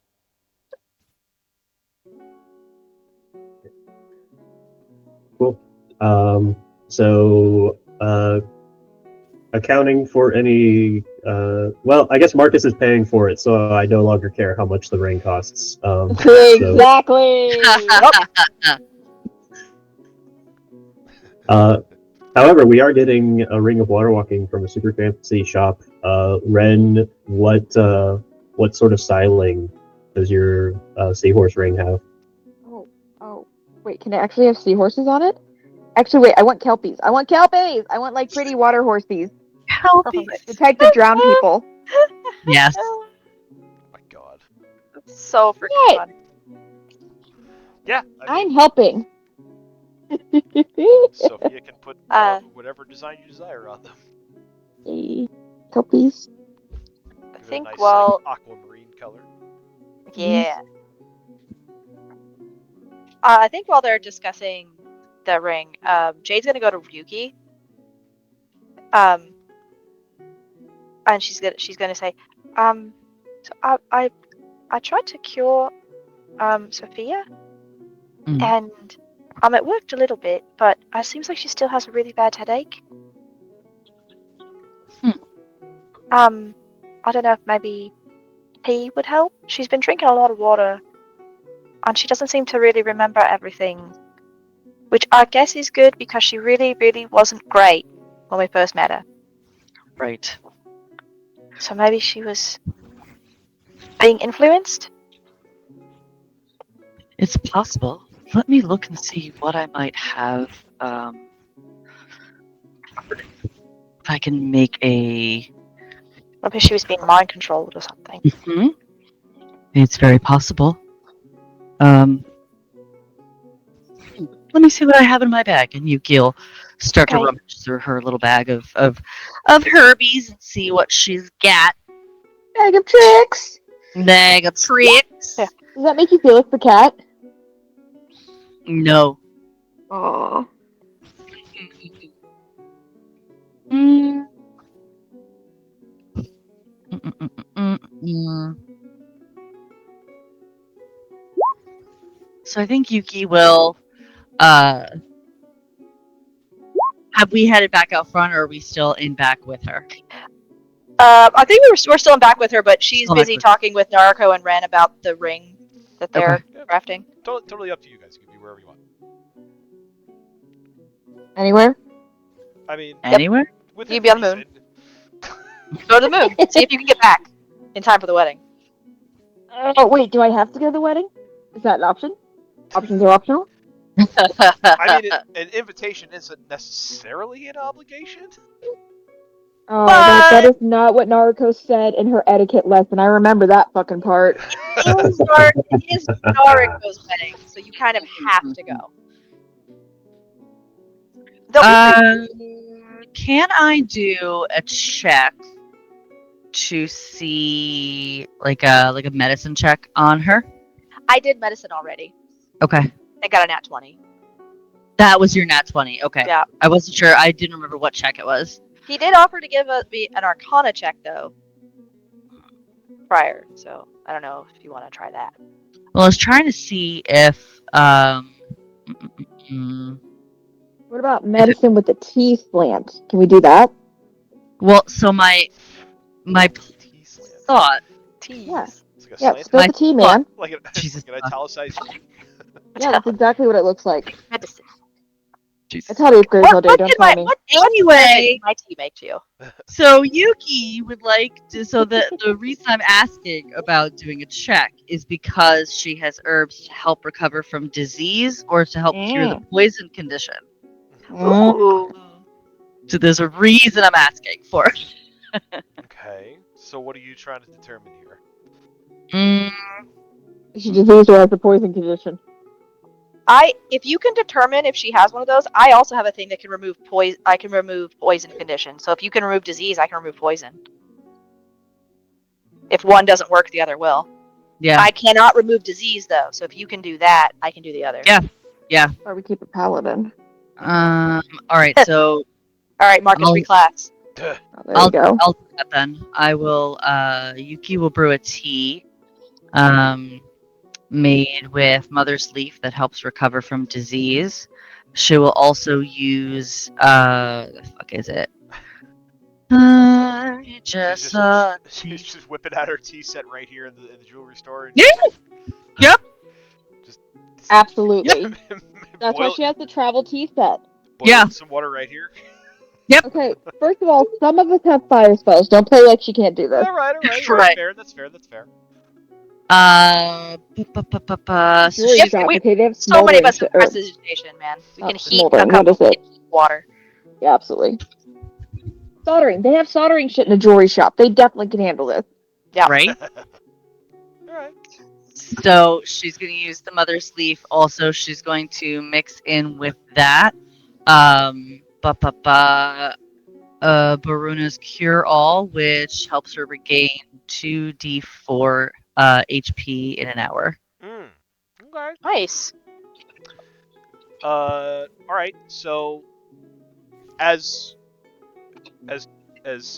Narco and Ren are talking with Sophia about this ring that Sophia's gonna make and some other things, Yuki immediately gets to work, pulls out her tea set, finds like a little Bunsen burner somewhere, and starts boiling some Absolutely. water. Shit. As you're brewing this tea, Yuki, I need you to give me a skill check with your herbalism kit. So this is going to use your wisdom modifier and proficiency, and I don't recall if you have expertise in herbalism kit or not. Get it, girl. Let's see.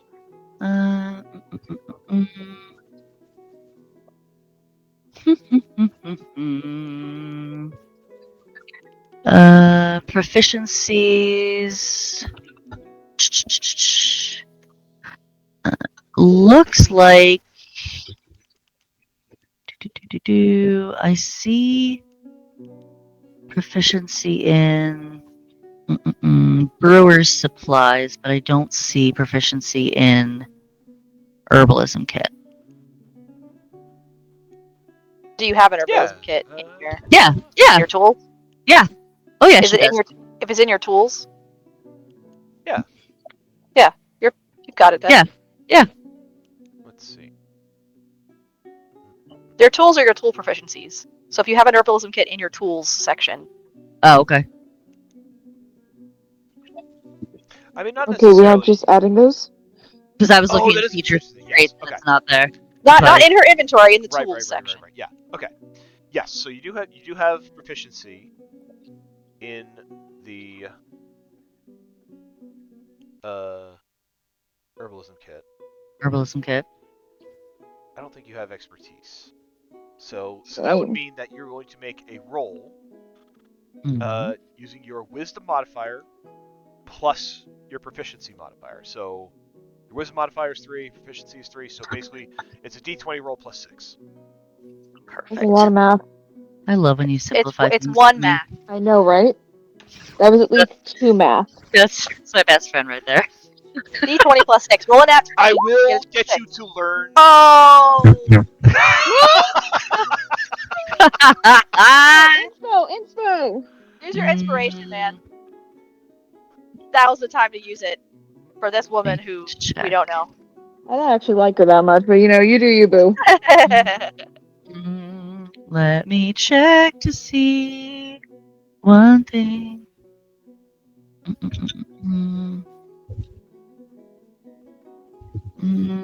Yeah, I have an inspiration. Yeah, So let's try get it. Guardian. again. I mean, better. Hey, better.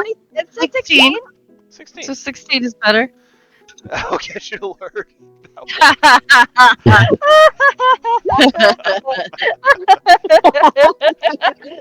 Well, I feel like the dice had a commentary there, and it was fuck y'all. Easy math, though. On a 16, I will say I think you are successful in brewing this blend of your two different herbs. So what do you do with it? Sure, we won't do all that just to make tea. So Yuki will take her tea, and because she was successful, she will be purring as she does when she makes a brew that is successful, and she will walk over to her, and she will say, Sophia, water is great at rehydrating and helping when you're feeling a little under the weather, but I found a really good cup of tea works wonders. Can I offer you a cup of tea that I made specifically for you to help? She looks up at you and she kind of gives you like the puppy dog eyes. She says, "You did that for me?" Well, yes. I hate her a little less. Oh, that's so kind of you. She'll take the cup from you. Did you do anything funky with the flavors? Did you just leave it as is? Just left it as is. Okay. So she sips it and she kind of furrows her brow a bit and she like you can see she's kind of like trying to get a hold on the taste of it.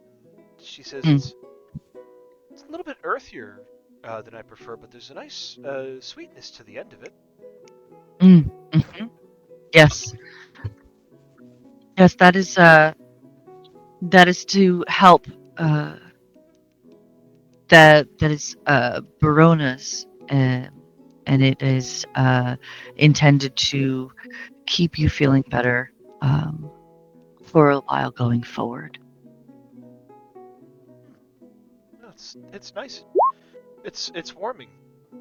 As she drinks it, you can see her like physically start to improve a little bit. She sits a little bit straighter. Her eyes again are able to open a little bit wider. Perhaps lessening some of that photosensitivity.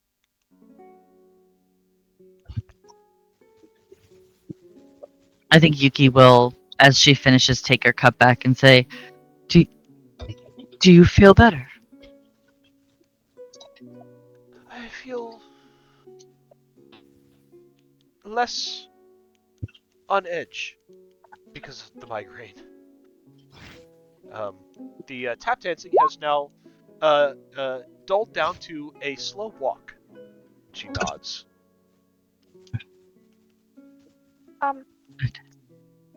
Sophia, I know that you said that everything's a little bit fuzzy, but do you remember what you were doing when you were not here? Do you remember who you were with? Well, the last time I was here, I remember we were just a couple of days away from the regatta. I was working on a specific piece for a man. Lorenzo?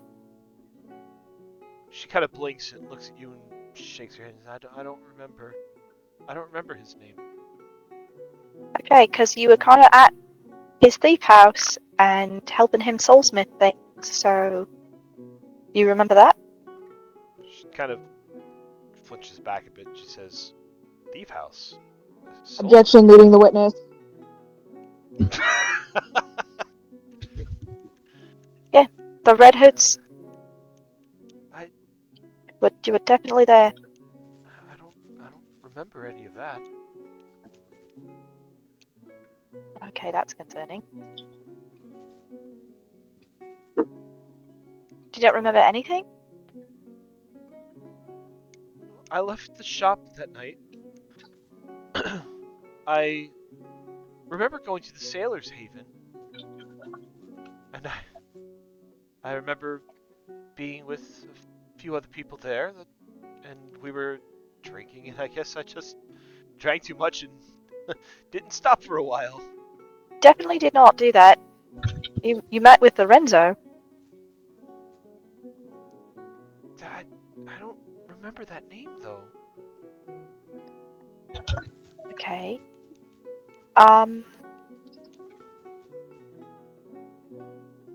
Yuki, maybe you should have the professor or Reverie come check on her.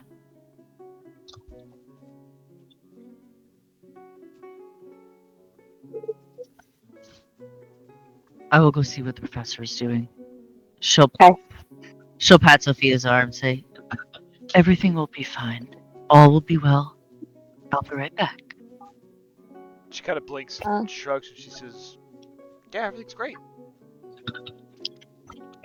While they are running around, can I do a quick insight check on Sophia, make sure it looks like she's being truthful? Yeah, sure. Awesome. Alright. Come on, Bren, you're supposed to know this shit. So that was in that one. Hold, please. Cool, yeah, I'm gonna re-roll that one. Let's try this one more time in Spo. Sure. Come on, buddy. Don't be shit, don't be shit. Okay, it was almost a nat 20, but I will take a 21. Hell yeah, totally good. Yeah. On a 21, you see the confusion in her face when Yuki when Jade mentions Lorenzo.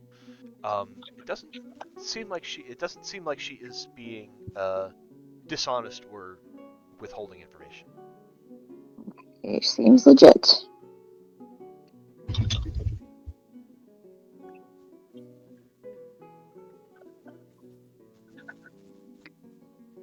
Yuki will make her way out over to where Professor is. I'm assuming he's not super far. And she'll put her hand on like his forearm and say, Professor, can you join me over here with Jade and Sophia for a moment?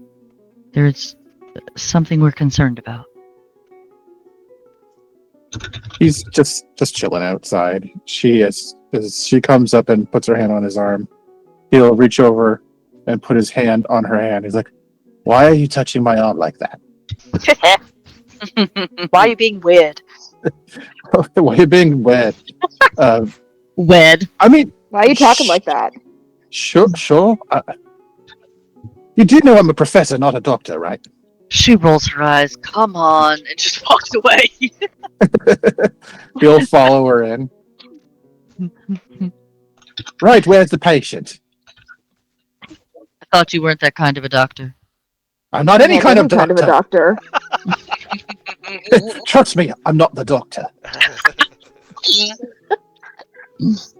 Jade waves towards Sophia. Patient? Oh, I'm not sick. Sophia, nice to see you again. Hello. Does she look like she recognizes him? She looks like there's like a vague familiarity there, like sort of like you know you've met this person, and you don't want to admit that you don't remember their name. Can I insight check that? Yeah, go ahead. 18. There is a vague familiarity like there. Like she's met you before and can't remember your name. Yeah. So okay, he'll clock that. And he's like, "Can I approach you? Conduct my examination." She kind of like frowns a bit. She goes, "I guess it depends on what your examination entails." Now a little bit of this, a little bit of that. Nothing invasive. That doesn't instill me with confidence. Trust me, I am a professor of What are you, arcane Professor of? histories. I do this all the time. And he just gets like right up in her face and just sort of like looks into each eye like 1 inch away from her eyeball, like one eye, then the other eye, then he like opens her mouth and like looks into her mouth, kind of lifts like a couple strands of hair, then like holds up her hand and examines the back of her hand, licks the back of her hand. You're like, Professor! what exactly am I looking for here? Sophia kind of sits up What straight. question? Sophia, Jade looks very annoyed. Sophia sits I up straight figured- as you're doing this. She kind of like freezes a little bit, and she goes, "Buy a girl a drink first, am I right?" You've had too many Right. drinks. That is why we got here. She's gonna move in front of Sophia and basically like push the professor back. If you'd given her a second, she can't remember what happened when she was with Lorenzo. Because you're a professor of arcane things, I thought maybe you would have some ideas, not come in here and lick her. You are so against my methods. Look, I can't. You only have I'm not a madness, not doctor, methods. but if you really look at this logically, her spirit was ripped from her body. And for the most part, most mortal people's memories aren't tied to their spirits, it's tied to their brains. Her brain was not down there with Lorenzo. And, I mean, for all intents and purposes, we don't know what he told her his name was. It has to be his face looking right now. I'm just curious. It's Brain ripped. I'm sorry. Spirit ripped out. she's a very like, what the fuck is happening? Kind of look. That's fair. All right, We get that. in a minute. you don't remember. I'm going to tell you what happened. There was a magical procedure done on you, which trapped your soul into a crystal. We released you, brought you back to your body, brought you back home. I imagine you probably feel like your head is about to explode. That's to be expected with this type of thing. But it's not really unheard of for someone not to remember things like this.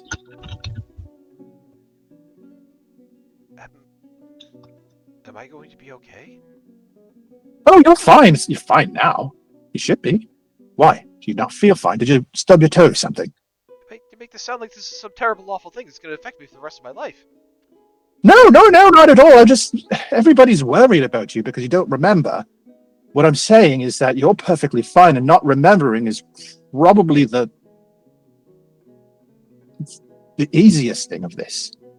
You're going to be fine unless, it happens again. Please don't go meeting strange men in bars. Maybe bring a friend with you. It is so hard to date in this city. You don't understand. Is that what you were doing? Were you meeting him on a date? I don't remember. I don't even remember this person. Well, But it sounds Sophia. like something I do. you're going to be fine. Everything is fine. Once you get that headache under control. But and kind of turns back to Jade and looks back to everyone. But what are you trying to get out of her? That you're trying to get her to remember? I wanted to see if she had any other information from what Lorenzo was having her do. She was the one who soulsmithed the crystal, not Lorenzo. It just happened to be her soul she smithed into it. Unfortunate thing that. And if she doesn't remember anything after the tavern, it's not that the soulsmithing was the thing that blanked her memory, because it took a while for her to make that happen. So, if she doesn't remember doing any of that, it's concerning, because we don't know if someone has mucked about in her mind after she went home. She is very different. When we pulled her out of the crystal, she was very, very clear on she was doing this because she wanted to. She knew exactly what she was doing. She didn't do anything wrong. She knew who Lorenzo was, and now she doesn't remember any of that. She was That is true. unconcerned about anything, and especially all the dead people.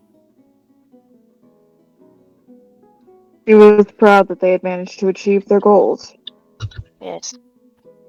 So either Can anybody cast detect poison and disease? The oh, tea that I gave her should have cured her of disease. I Good, think you're- yes. But what I'm thinking is that if anyone had poisoned her or put something, drugged her, then at least maybe we could detect if there's any trace elements left in her blood. I Oh, don't we have want me that. to actually detect those? No one asked me to detect those. I can detect those. But you could just do that. Yes. They're just like a bundle of surprises. Christmas every single day with you. Red will please. cast detect poison. Yeah, go ahead. I cast it. Yeah, what'd you get? No poison, no disease. Red will report there is no sign of poison or disease. Joe, Mm. would there be a means to use like a detect bot spell as a method of trying to ascertain if Sophia has been hit with a modify memory? Sure. Cool.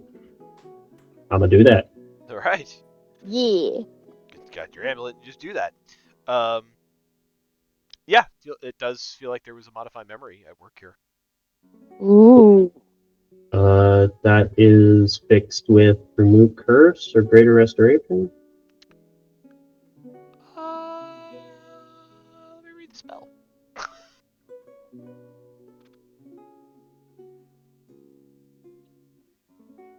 Modify.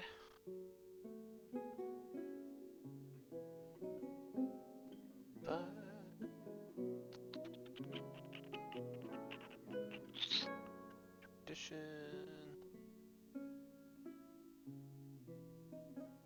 Stage plan.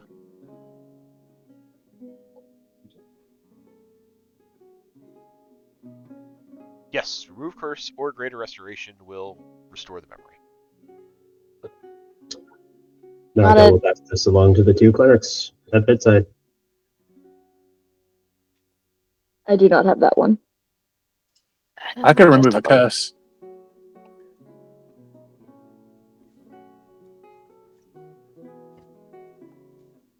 Well, proceed, Dr. Professor. Do not encourage him. Wait, no. Love No, I can't. I had unclicked something. Never mind. I could do it tomorrow. I could remove the curse tomorrow. Let's see. I can't do it right now. Museum apparatus doesn't give you a. Oh wait, no, I can't. Yeah, I was gonna say. Well, when I clicked on it, it didn't say wizard is in the. It's not in the wizard spell list. But when I actually like go into the spell things, it like remove curse is Oh, yeah. there. So Absolutely. yeah, hold on. I need to roll a 16 to roll a 3rd level spell. I bet they didn't update the Museum apparatus for 2024 because it's Eberron. Yeah. Well, it's a 31. So yeah, I'll Is remove that curse. all? Yeah. Like Naruto's rolling over here. Yeah, got a little bit of guidance going on. Yeah, Hell yeah. Museum apparatus fires up, Professor. You get your remove curse. You see Sophia as you cast this on her. Her shoulders kind of relax, and her face kind of gradually contorts to this real concerned look. She starts looking around her like she is kind of learning stuff about herself for the first time, and looks back to you guys. It's concerning. She stands up and she hugs you, Professor. Oh, okay. And he'll. All that happened today. Hang on. Professor, what? He just kind of like, oh, okay, and then hugs her back. Jade? I heard Jade. And then that was Jenna saying, and then she stabs you in the back. Oh, and I heard Red. And she says dating in the city's hard. Right? Red comments, there's a lot of that happening today with people just randomly hugging people.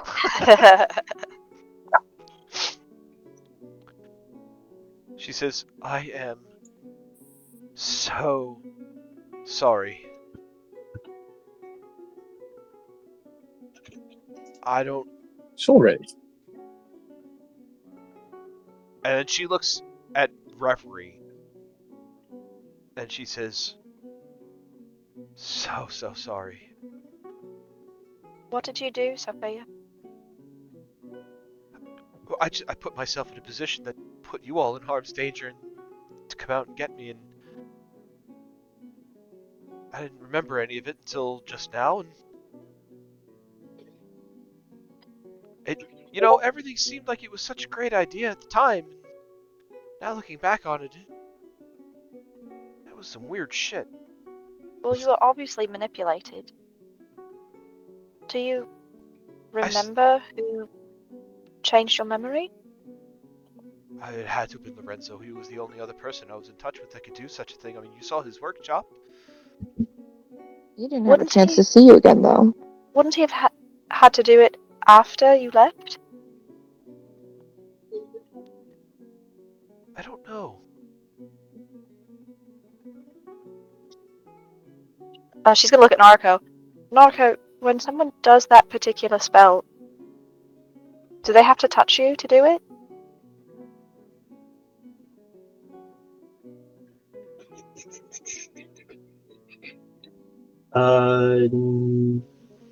No. They just need line of sight and to be within 30 feet.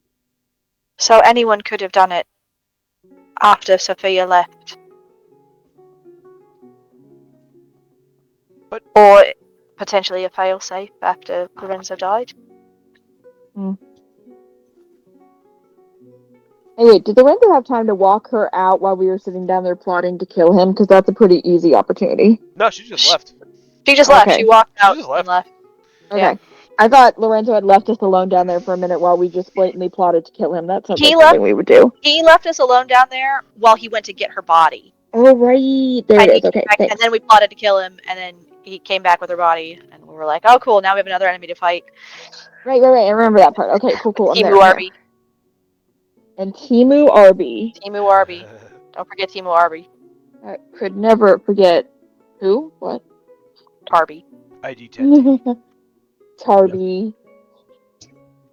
It is worth noting that the spell, like your time limit to sort of talk a person through what memories you wish to remove or replace, you have about a minute to do so.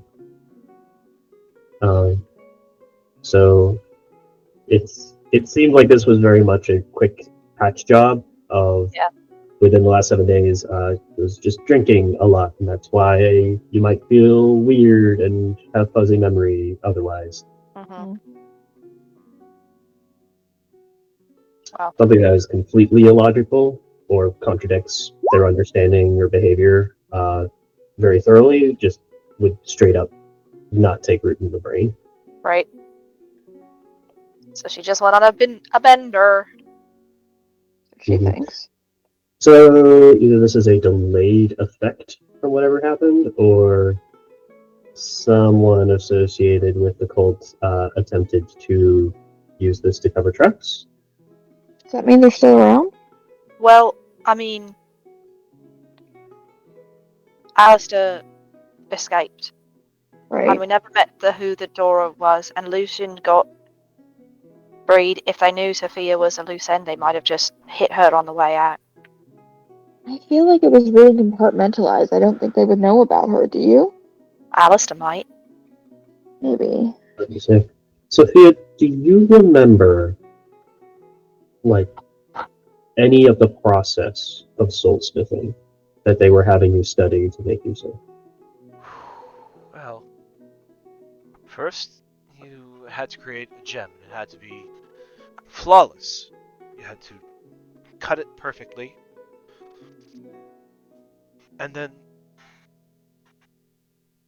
there's a bit of intent that goes into it when you make it, and it requires a magic user of some power, and that was the only part of it that I didn't have. And I remember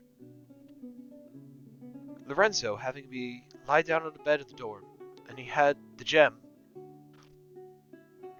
and he cast some kind of spell, and everything went kind of white for a while.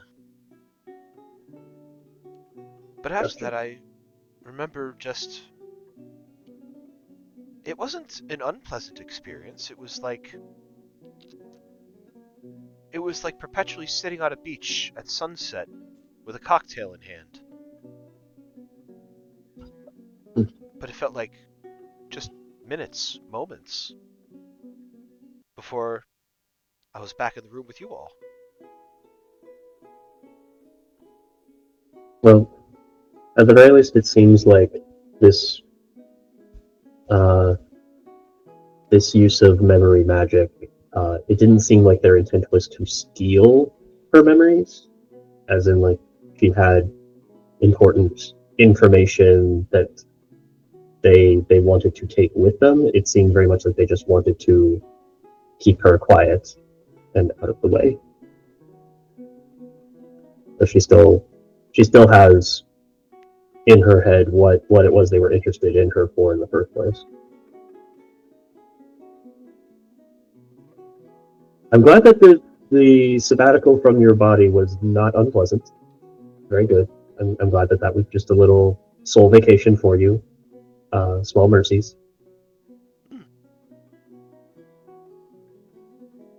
I don't think I'd want to do it again, though. No, we won't. But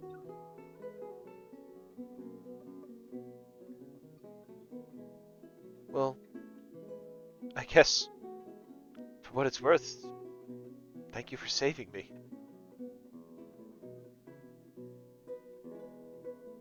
You're much more welcome now than you were before. Oh. Yes, you weren't happy with me when I first left, were you? No. Well, that wasn't me. I hope you understand. We know that now. And I'm sorry that I snapped at you. I understand, given the situation. Naruko hands Sophia one of the Mystic Mechanicus business cards. In case you ever get kidnapped again, here's who to call. Cast Ascending. We'll be there in 2 days.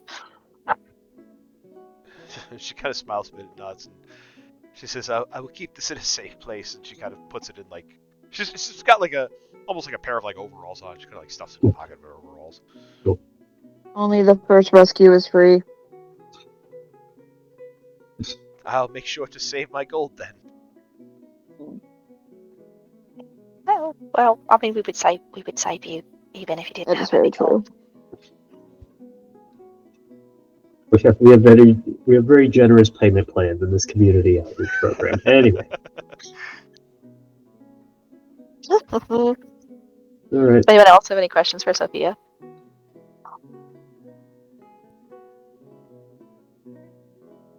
Nope.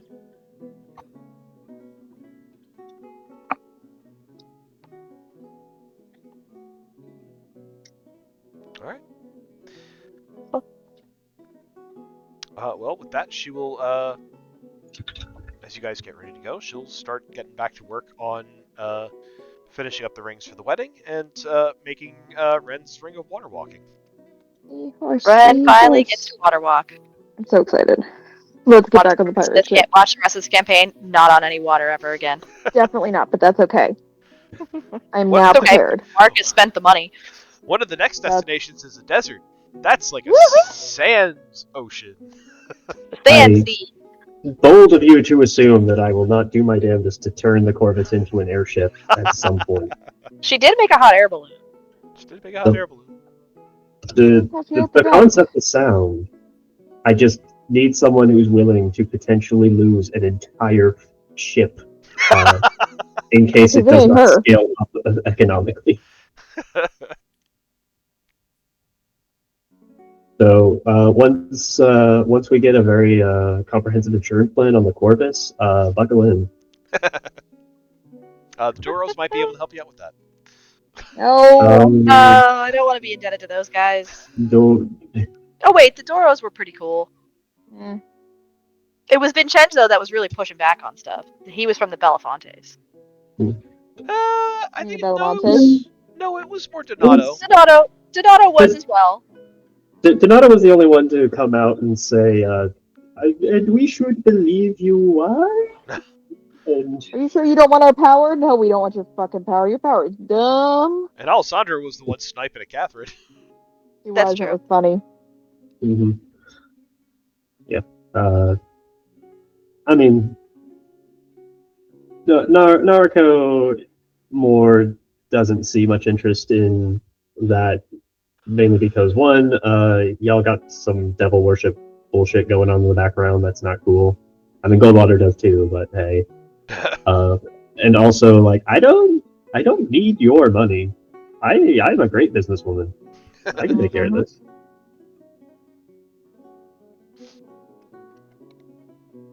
Fucking sequel, Tramonto, the trade wars begin. In another I 20 watch. years, back, we'll see where it's at. Lady Amelia's like, I have a great idea that would definitely boost business within Tremonto. Tariffs on Donamar. No, not the tariffs! Turns out tariffs in this world are just like a giant bird. Oh my gosh, wait, tariffs could be okay. Go back. The giant bird? Can we Giant ride the giant bird? Wait, that's not a Totally tariff. ride the giant bird. That's not a Hey, tariff. let's That's a go. rock. This Oh, one's then- better. Just go with it. Okay. So, anything else at the Gleaming Glister for you guys? I don't have anything. I just want to see what the heck was up with Sophia. This is your time. We just looted the Thieves Guild for all it's worth and several more Yeah. beside. I sold like Okay. an entire magical backpack full of alcohol somewhere. Yeah, you did. It was a good time. This is Does anybody have any magic items they need to be commissioned? I will spend most of this on cannons if you don't stop me before. I'm not stopping you. Yeah, I think Yuki's good. We got Marcus to buy Ren a ring. I'm having a great time. I don't know. What about Professor? Professor always has some weird, funky stuff that he needs. I have no more attunement slots. That's the problem. You don't have to attune to it for it to be cool. Also, it That's could true. be a better thing that is worth the attunement slot. Ooh, Oh, like there's an a Arcane question. Grimoire +2? Ooh, Not at this Gleaming Glister. worth a try. Talking about a Items. +3. Ooh. Oh, now a +3. Plus, he's different. Now that you mention. Now that you mention it. The actually here's a question. After all that nonsense, who is still not keeping their emergency healing potion on them? Who needs Oh, who needs I to top actually off think the- I used mine. So hang on, let me check my inventory. Let me go check this character. All Um, my other ones used them. I have one. Yeah, I don't have any. I don't have any either. Yeah, I used mine, so definitely need to re-up the healing potions for everybody. Cool. 1, 2, 3. Definitely. Cool. Nariko will head towards the nearest potion shop to pick up a 6-pack of greater healing potions. Get a 6er. I thought I stole the boots of Insect- spreading and springing. I have jumpy boots. Jumpy boots. Jumpy boots. Yeah, you got them at the thing. We're getting greater. Yes, we are getting greater. Nice. Up to backpack. Joe, what is cost? I am searching it because I haven't looked for it in a while. So 250 for greater. Potion of Greater Healing is 150 apiece. 150 apiece, so 6-pack goes for about 900. Sounds good. Everyone, please add your potion of greater healing into your inventory. I forgot that Joe already had like 3 of them, so now I have 4. That's fine. That's okay. Give maybe a second one to Reverie. Yes. Yes, Reverie, you take 2. Okay. So Reverie has the AC that is the squishies. Yeah, that's about right. Oh, I would love armor that doesn't give me a disadvantage to stealth. Oh, some mithril armor Yeah, of like half plate level. yeah. Joe, where's the fancy armor shop?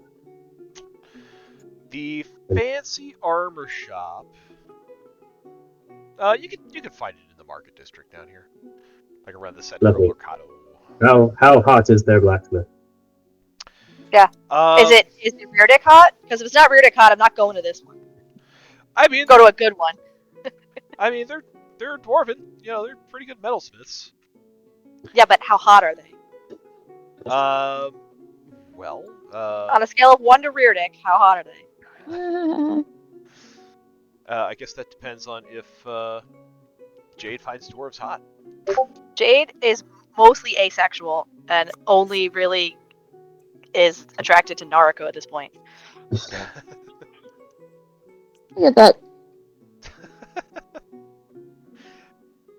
I'd put him between. I love that we're making Joe answer this question. I'd put him between Oliver and Reardick, sure. All right. Okay. Actually, I take that back. Apparently, Jade has some daddy issues because she does find Oliver weird. Like, there's a weird thing with Oliver she's got going on. I don't want to call it attraction, but she's just like, oh, I feel weirdly. You're cool. Why are you cool, older white-haired man? Makes me feel things. He makes me feel. He makes us all feel things. So okay, yeah, Annoying. this is a good blacksmith shop then. I don't play Monster Hunter. My first thought of that image was that I was like, that looks a lot like Riku from Final Fantasy X. Didn't even know that. I didn't know the new Monster Hunter came out. I definitely also see with the hairstyle and color scheme I can see that. there. What are the chances there's a cube of force and we can afford it? Well, it depends. How much is this half plate? Because I won't take it if it's gonna like destroy us. I mean, stealth is pretty important for this group. Yeah, we're so Yeah, but we suck at it. Yeah, That's so why, that's why so it's not important at all. yeah, so the armor is important. Like the armor is more important than the cube of force. Also, if Joe uses like the same magical items thing, Cube of Force is like 16,000 or something. Oh dear God. Okay, we can't get that. No. Let me let me take a quick spin through some literature here. Give me a moment. He says, hold please. And then he goes, what the fuck? Yes, that sounds accurate. What What the fuck are they doing now? the fuck? Okay, let's bust out a little thing here. Let's see.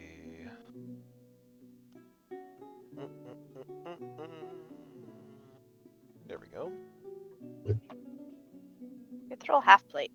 750 gold pieces. That seems low. Seems low. Because half plate itself is 750. Yeah. Well, Like mithril would be like a little bit more So what is expensive this? at least. what did it say Mithril was? I just did a Google search and it says 750 gold pieces for standard half plate. Standard half plate is 750, yeah. Well, actually the magic item price list puts Mithril at 800, so Okay. I'll put it at 800. All right. Sweet. I'm down with taking it if Naruko's buying for the team You- right now. You only want something that's worth it. I was ready to spend the full 1,500 on Ren's ring. You can absolutely Yeah. have your 800 gold. Like, I'm low maintenance girlfriend when it comes to monetary things. The emotional impact that I really make a dent in. Oh, yeah, it is. Yeah. What was I have run out of spoons so many days since we started traveling together. A little bit. what was it that Revery's looking for? I've never heard of this thing. The cube of Cube of Force? force. Hold on, I'll link it. Cube of Force. Well, hey, Oh, I see well, it. if it's only 800 gold for the mithril, what's the mithril half plate plus one?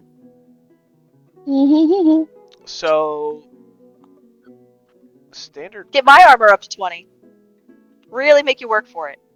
standard plus one. I love that. Just to like we did all of our cool stuff.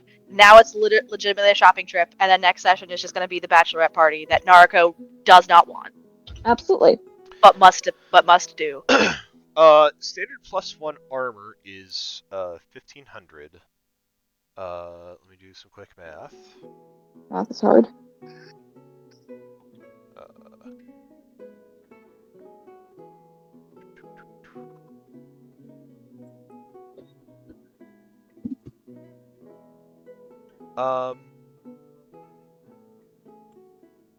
I'm gonna say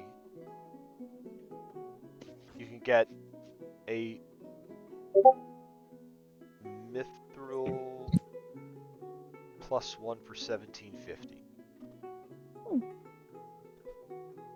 We have 10,000 gold.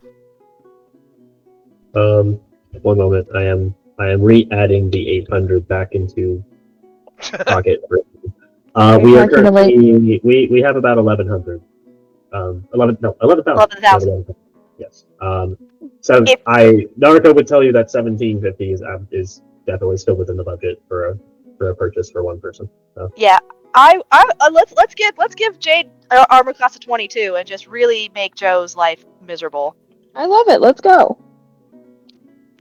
And then Untouchable healer. I do have scale mail that I have on me, so if you want to take that back to the party funds for scale mail, I don't know how much it is. Oh my god. Cube of Force Hi, is Joe. broken. Oh. No, it's not. It's so broken. It's not. Oh, I broken. didn't know this thing. I didn't know this thing had shield built into it. That's great. I love that. What? One shard, you have 10 free castings of shield. Oh not broken. my god. It's not Cute. Cool. Chill. Jesus. You have at most 6, since that's all it can recharge. Okay, That's cool. true, it's true. But it starts with 10. That is insane. I definitely think we should save up for it. So it is on the same item price list for 16,000 gold. Alright, so That's a Naruto, little you're getting expensive. married. Rob these people for everything they have and we'll get a sticker. Can we just put it on the registry? Yeah, put it on the registry. Have the other families buy it. No. I think what I have heard is that potentially in the future, as a downtime crafting thing, Naruto can, if we have 8,000 gold to spare, Naruto can try making this. If we have just a lot of days to kill, I think it's a little out of our price range for the moment, though. Anyway, wedding plus registry. 1 mithril half plate is purchased for Jade. I will deal with the scale mail presently. Yep. Done. They got some good armorers here in Tremonto. Oh, lot of it. yeah. Of course they do. It has to be functional and amazing, Pretty. which is why this looks gorgeous. Most of it's surprisingly used for decoration in mansions. Yep. I also believe that. Okay. Anything else as you're perusing the Centro Mercado, the bazaar style main market here in the square? Souk style, I should say. Oh, the Grand Souk. Grand Souk. If not, then we'll be getting on probably mid-afternoon or so, as you guys are kind of wandering away from there. Hold please. I need to put in an order for 3 cannons. 3 heavy cannons? Oh. I think that's acceptable, right? Isn't it buy 3 get 1 free, just like tires?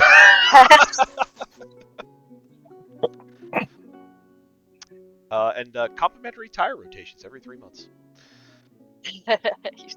Bring it in, we'll clean it out.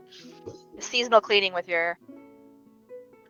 Right. Yeah, purchase.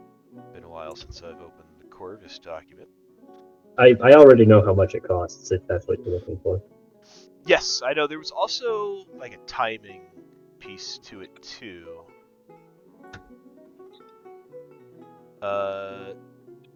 Siege weapons take 1 full day to install. Multiple items up to 4 same item can be installed per day. So yeah, you can get your weapons and they can be set on board the Corvus within a day. Nice. Lovely.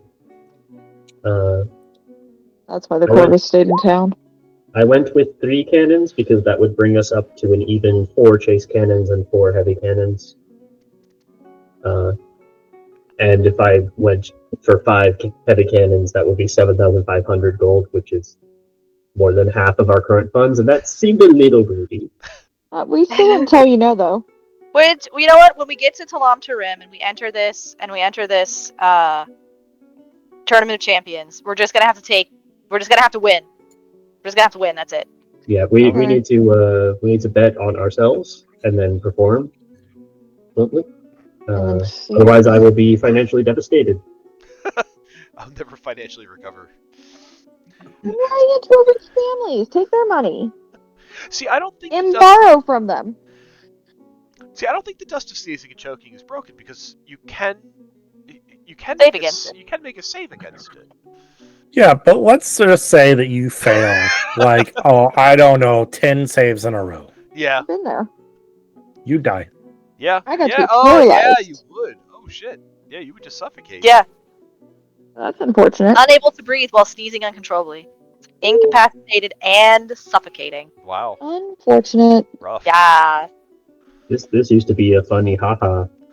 Nowadays, Yeah, what? it used to be a funny haha until I figured out how to absolutely nerf their saving throws and use it, like, maliciously. Okay. Amazing. I love this. I need to give that to my evil character. Brutal. Mars, Lyleria requires this. Oh boy. No, she does not. Definitely That's does. fair. She won't use it on you guys, probably. Yeah, you open the No, door. she'll just use it on the enemies while we're within 30 feet. That Yeah. seems to be a you problem for not getting out of the way quick enough, door. Damn. Don't you be mean to the door. He's very nice and helpful. You just called him a I'm not door. Just because I open doors does not mean I'm a door. Yeah, Your door that's you can't really see through very insensitive, easily. Gaz. Seriously. Oh. You called him door first. I don't need you repeating what you said. You're so mean. Yes. I knew that. I'm just doing what you told me. Patched by pros. I love it. Oh, that's funny. Oh, that's amazing. All right. Order for cannon has been placed. Excellent. What's next? Oh, the professor wanted to go to church with Marcus Yes. in his pocketbook. Yes, he did. Oh, Professor, Take me to church. play that I'm song. tired and I need your money.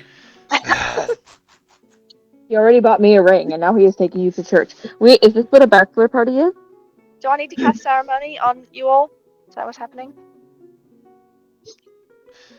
I can't do that, by the way. That's just a joke. So as you guys are making your way towards the Temple of Joaquin, the professor just exhausted, like, Bank, come here. I need it. I think Marcus will look at you, Professor, and he'll say, you know, I have no problem being a generous person, but this one kind of feels like you did to yourself. He looks at him and is like, you see all my friends here, the ones that save your city. Yeah. Yeah, they were dying and I did this to myself so they wouldn't. Yeah, but was that really the only Yeah, way? but I've no nothing. How about I split the cost with you? Do 50-50. That seems Look at fair. me, I don't have any money. And I mean, we Well, the Temple of Good, Joaquin good. is a bad place to be Good robbed luck. without any gold. we Naruto could just- revive all the thieves that we killed and put them right back there and waltz out of here like we did nothing. Narco sighs and puts 300 gold in the professor's hand. Just go, fix now. You know, I do have spells where we could revive the Red Hoods if we wanted to. It's like, I'm going to Be take quite this gold and I'm humorous. going to do it, but this is about principle. What principle? We should probably work out these places where we help people, like some sort of commission for this type of thing. You know, no, Jen- I suggested. Genuine heroics aren't free. Well, Can they be called heroics if that's the case, though? Marcus looks at you, Narco, and says, "That was actually my thought exactly." Oh, how cute you are bonding. Professor, I will I very happily looked into whether or not there were any active bounties for bringing the Red Hoods in for justice. Unfortunately, no such were forthcoming. That is unfortunate. He laughs. In this, he's obviously not being serious about all this, but I mean, he's like, do you think that they knew that they could actually put such a bounty out there? They could actually do that. I do not think they wanted to. I think there's some business of profit in having people a little scared. We do have some friends from Eldroth who've been invited to come into town for the wedding. Maybe Oh, that is true. maybe their business model might find some takers when they're talking around the hors d'oeuvres at the reception. I look forward to that cultural exchange.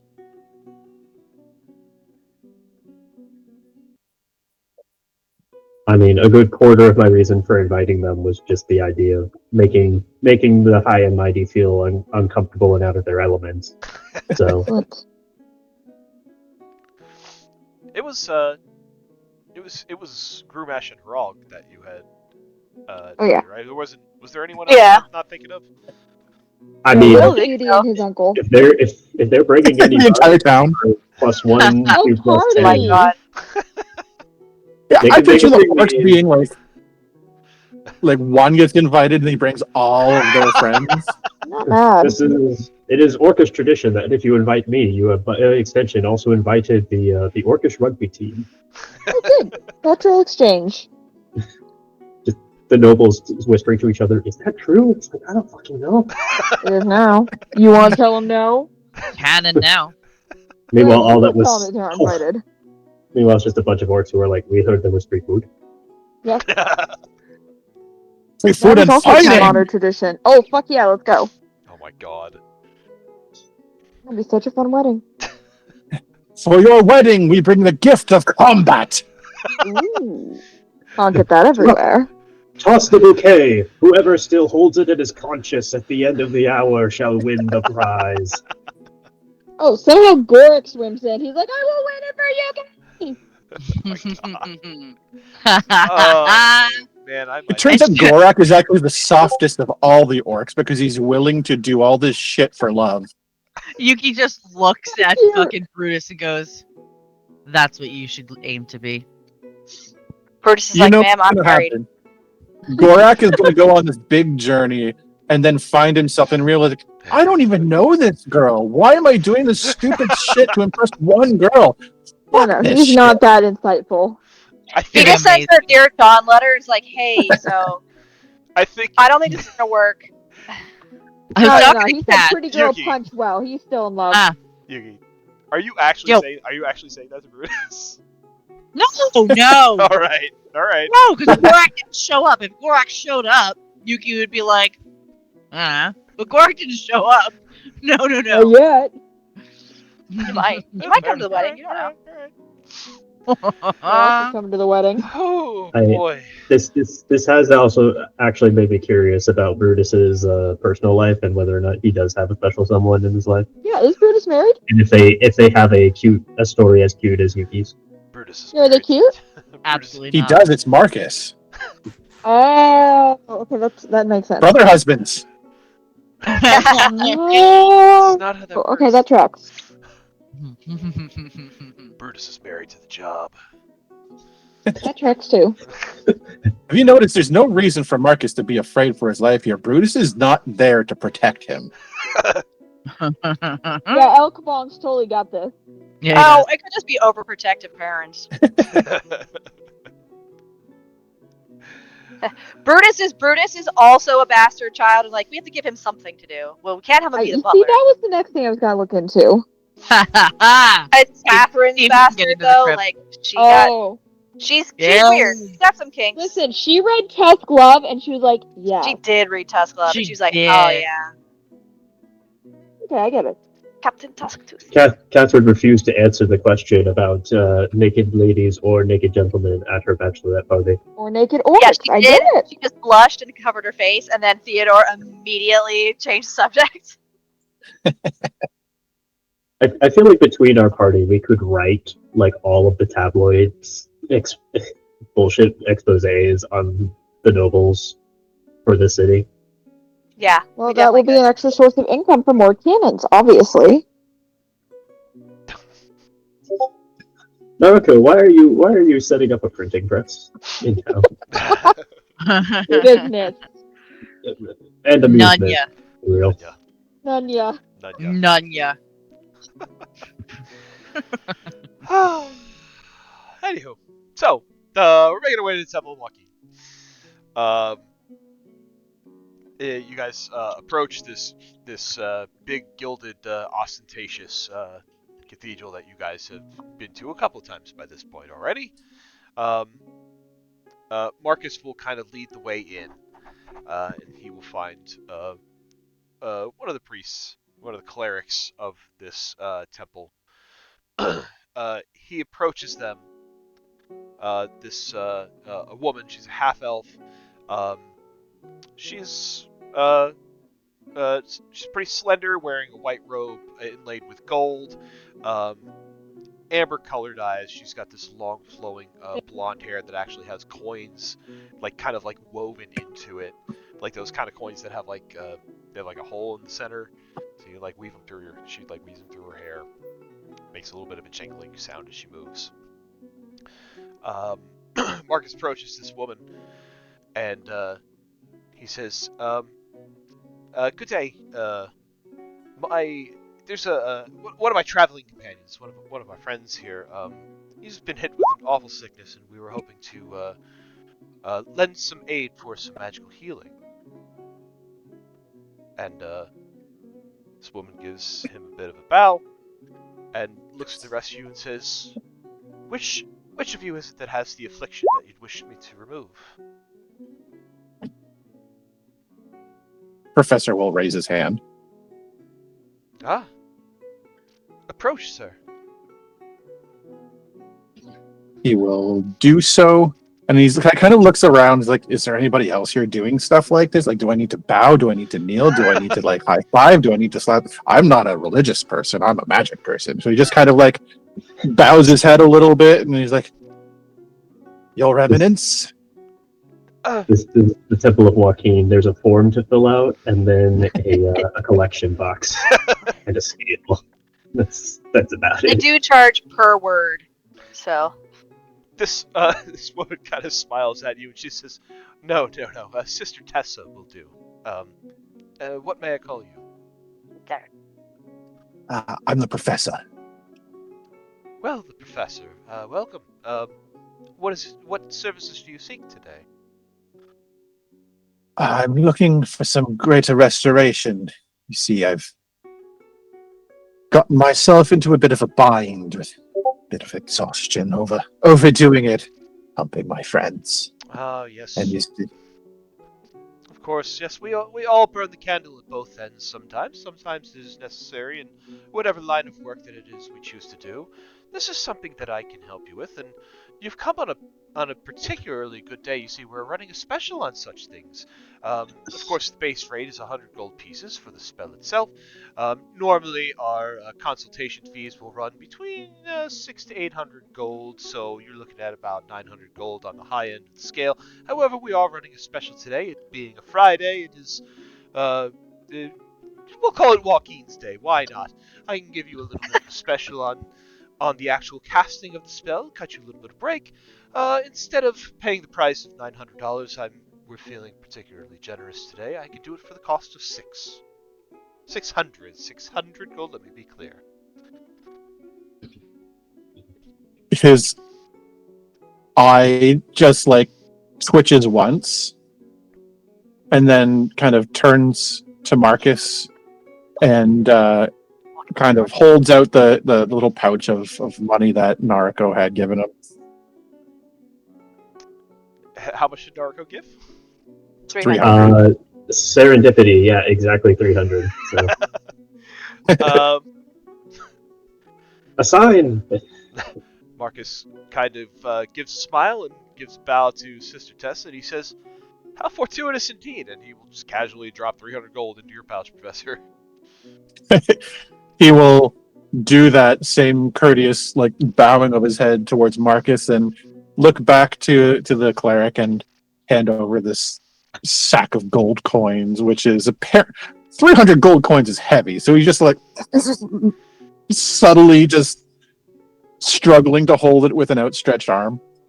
Oh, she takes it in both hands. She gives you a bit of a nod, kind of turns to a page that like just appears next to her, and she says, "Bring this to the collection box, will you?" And the page kind of gives a little bit of a bow and scurries off to the altar area.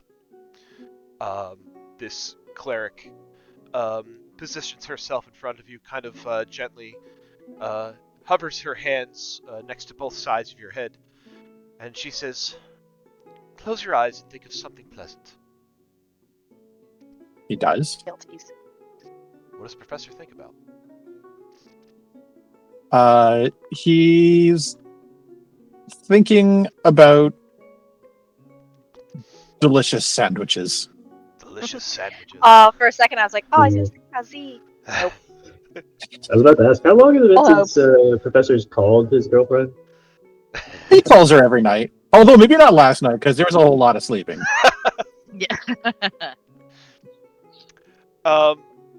Yes, the true way to a man's heart is through his stomach.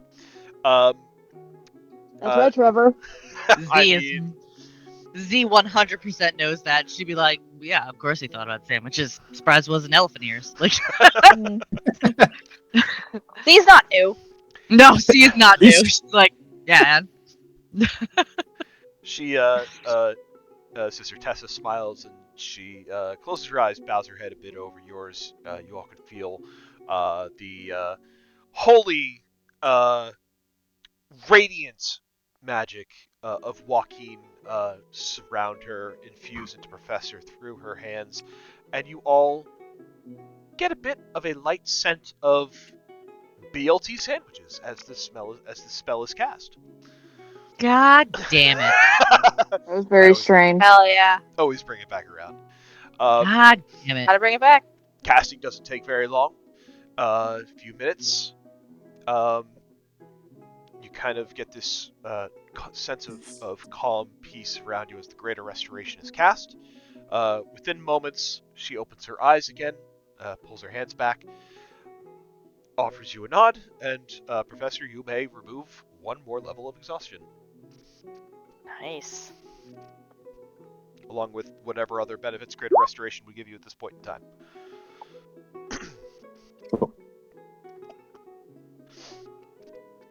She, Sister Tessa, smiles and nods at the lot of you and says, "Wonderful to see you all here today. Thank you for your business. Is there anything else I may help you with?"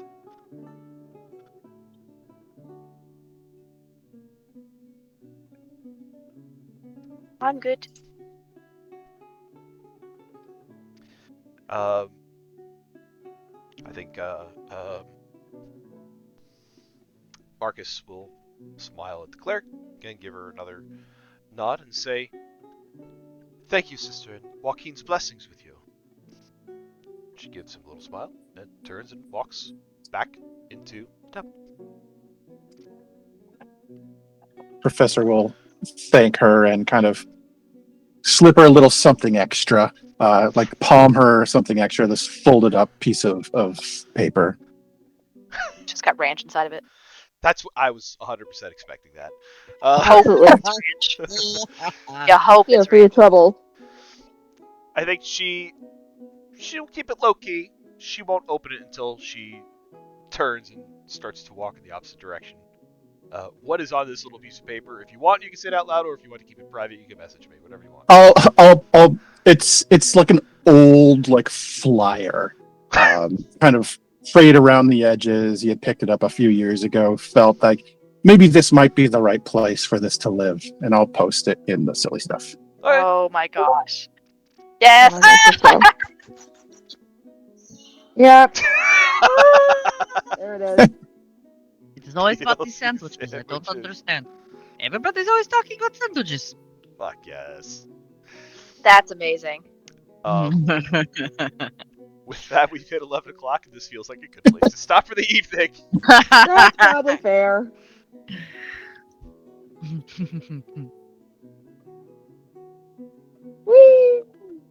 Again, guys. Hell yeah. That was awesome. Hey, look at that! We got through our interrogation, our shopping. We probably It was would a have really gotten fun to the interrogation. bachelor party if we weren't real invested in getting Sophia's like checking her mind out. Hey, interrogations are critical. The Mm-hmm. interrogation went well. Full disclosure, I didn't know which direction this session was gonna head in. Neither way. This was Welcome to our every session. Yeah, pretty much. Hashtag samesies. that was good. Where the cat's gonna go? Who the fuck knows? Who knows? Look, it's session 98 next time, which means 98 is going to be the bachelorette party. We might hit the wedding before session 100. We might. Maybe. We might. We might. The wedding's going to be two sessions long. Come on. Oh, of course. We're Yeah. going to have to go find a kidnapped Marcus, probably. Who said Marcus was getting kidnapped? He's going to have a hangover style bachelor party if Ren and Professor have anything to do about it. So We are helping. we're going to have to do that. Someone gave me apple cider. You guys also have to determine who is going to be in the wedding party. Mm. Oh, yeah. Well, that's something I that we can feel like we sorted that out months ago, but again, it was months ago. We probably did, and I absolutely do not remember.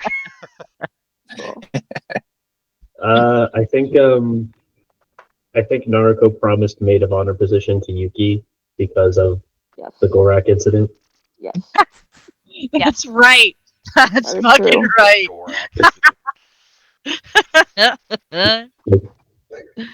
It's gonna be amazing. I think after that was resolved, as both a reward and punishment for how that went, Naruko and Yuki are now required to be each other's maids of honors.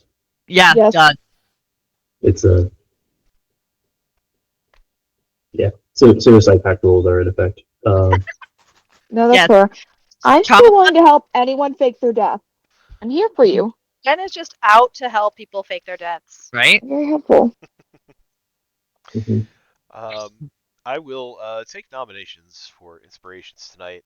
I did have a nomination for Ren. I remember Ren said something that was really funny. I can't remember what it was now, but I remember. It was after Naruko explained that the ring that Marcus wanted to like get for her as a Oh, gift was yeah. actually I a gift accept. for Ren. And I accept. he was, at the second Naruko finished that and was like going to give an opening for Marcus to maybe like retract and pick a different thing, Ren immediately said, "I accept." At which point, social pressure was immediately engaged. Marcus is like, I can't take it back now. That was beautiful. Nope, no taking it back. Absolutely beautiful. No take backsies. No take backsies. Take backsies. Ren has no respect for social behavior at all. It No is take fun. backsy. Oh god, that was funny. That was so funny. That was so funny.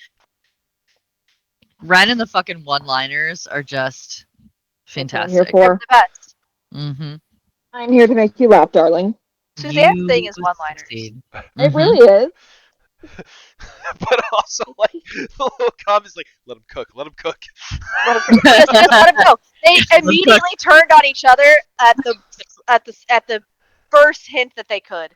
Mhm. It was so nice. Since I'm not the one who has a demon worshiper in my family, am I, Theodore? Because I'm a drug addict in yours. He can be both. He can be a drug addict and a Right? demon worshiper. Can we vote? Oh man. Nominations though. I opened the floor. I agree with Ren. I agree Fantastic. with Ren. I also agree with Ren. Jade was very focused on helping out Sophia. Mm-hmm. The professor is also not a doctor. Not a doctor. Not a doctor. I like the professor's stuff tonight with just being chaotically the professor, his conversation with Ren, and then coming in to look at Sophia and immediately starting to poke at her Yes. And Because- liquor. and lick her. Like, that's an appropriate thing to do ever. Mm. That was the professor. And then Naruko as well for, like, the interrogation. Mhm. Mm. Setting everything up and like kind of like subtly saying, "This is your fucking problem, and you're gonna deal with it. If you don't, I will." I will. I'll take care of it for you. was You're good. not gonna like that though. That was good. I also like the professor for pulling out the remove curse. You don't see that too often. That was nice. Yeah. Mm-hmm. Professor got completely cured of his exhaustion now, right? No, he still has 2. You got 2 levels What? left. We paid like 6 castings worth of greater restoration. Temple of Joaquin, baby. Yeah, How many? the professor's like, He'll be cured of all of his exhaustion by the time the wedding rolls around. At this point, yes. Yeah. As long as he sleeps for the next 2 nights. He has to take his long Keep rest. laughing. That was the appropriate response. Mm-hmm. he was not impressed because where he comes from in Ekram, they have universal health care at their temples. You pay for your health care. That's silly. I will say that I really like the tie-in too of like the Belamontes are from Ekram, which is why the Mhm. professor recognized these kind of crystals. Yeah. That That's cool. fucking Elven Village city. God, I hate that place, and I hope it got destroyed. It All did of those not. elves just suck it. That was fun. I really like that. I thought that was a really cool bit of lore drop, just like a little cute little tie-in. Yeah, that was good. Yeah. And now I know the Belamontes have these anti-magic crystals that they're putting in their buildings. Probably because their dang kid is worshiping demons. Yeah. I have that 2 happened. inspirations already, Joseph. Oh, Narco. Although, yeah. Yeah. Or Yuki for her tea tonight, like Ooh, yeah, the setting tea up was the good. tea that was also helping to heal Sophia. that is true. Narco has 2 inspirations, so she is also Yeah. kept. I say Yuki for her use of like for the tea that she had for that. Yeah. As soon as Jade went to her and she was like, "Hey, I think something's wrong," she's like, "I got you. Let me see what I've got Right. in my bag. I have my bag. I have it here. Bunsen She's burner always me." And then she's always got her little bag with her. Well, I did use an inspiration tonight to re-roll so that Yeah, you I got a 16 and not a fucking 1. So That's much better. I will take it if nobody else wants it. Yeah. You earned it. Good job, T girl. Hey, thanks. Yeah. Thanks. Whew. Good stuff. How is everybody looking for next Wednesday? Good to I'm go. good. I'm good. I Yeah, live I'm with here. you. All right. I should be good on Wednesday all through the month of May. Woo. Or Yeah. wait, why I'm looking at the wrong calendar. Yes, I'm good through the rest of April. Good deal. Nice. Nice. I don't think we have anything planned on a Wednesday until like November, so I think me and Jen are pretty clear for a while at this point. Yeah. Yay! Good deal. Sounds good. Awesome.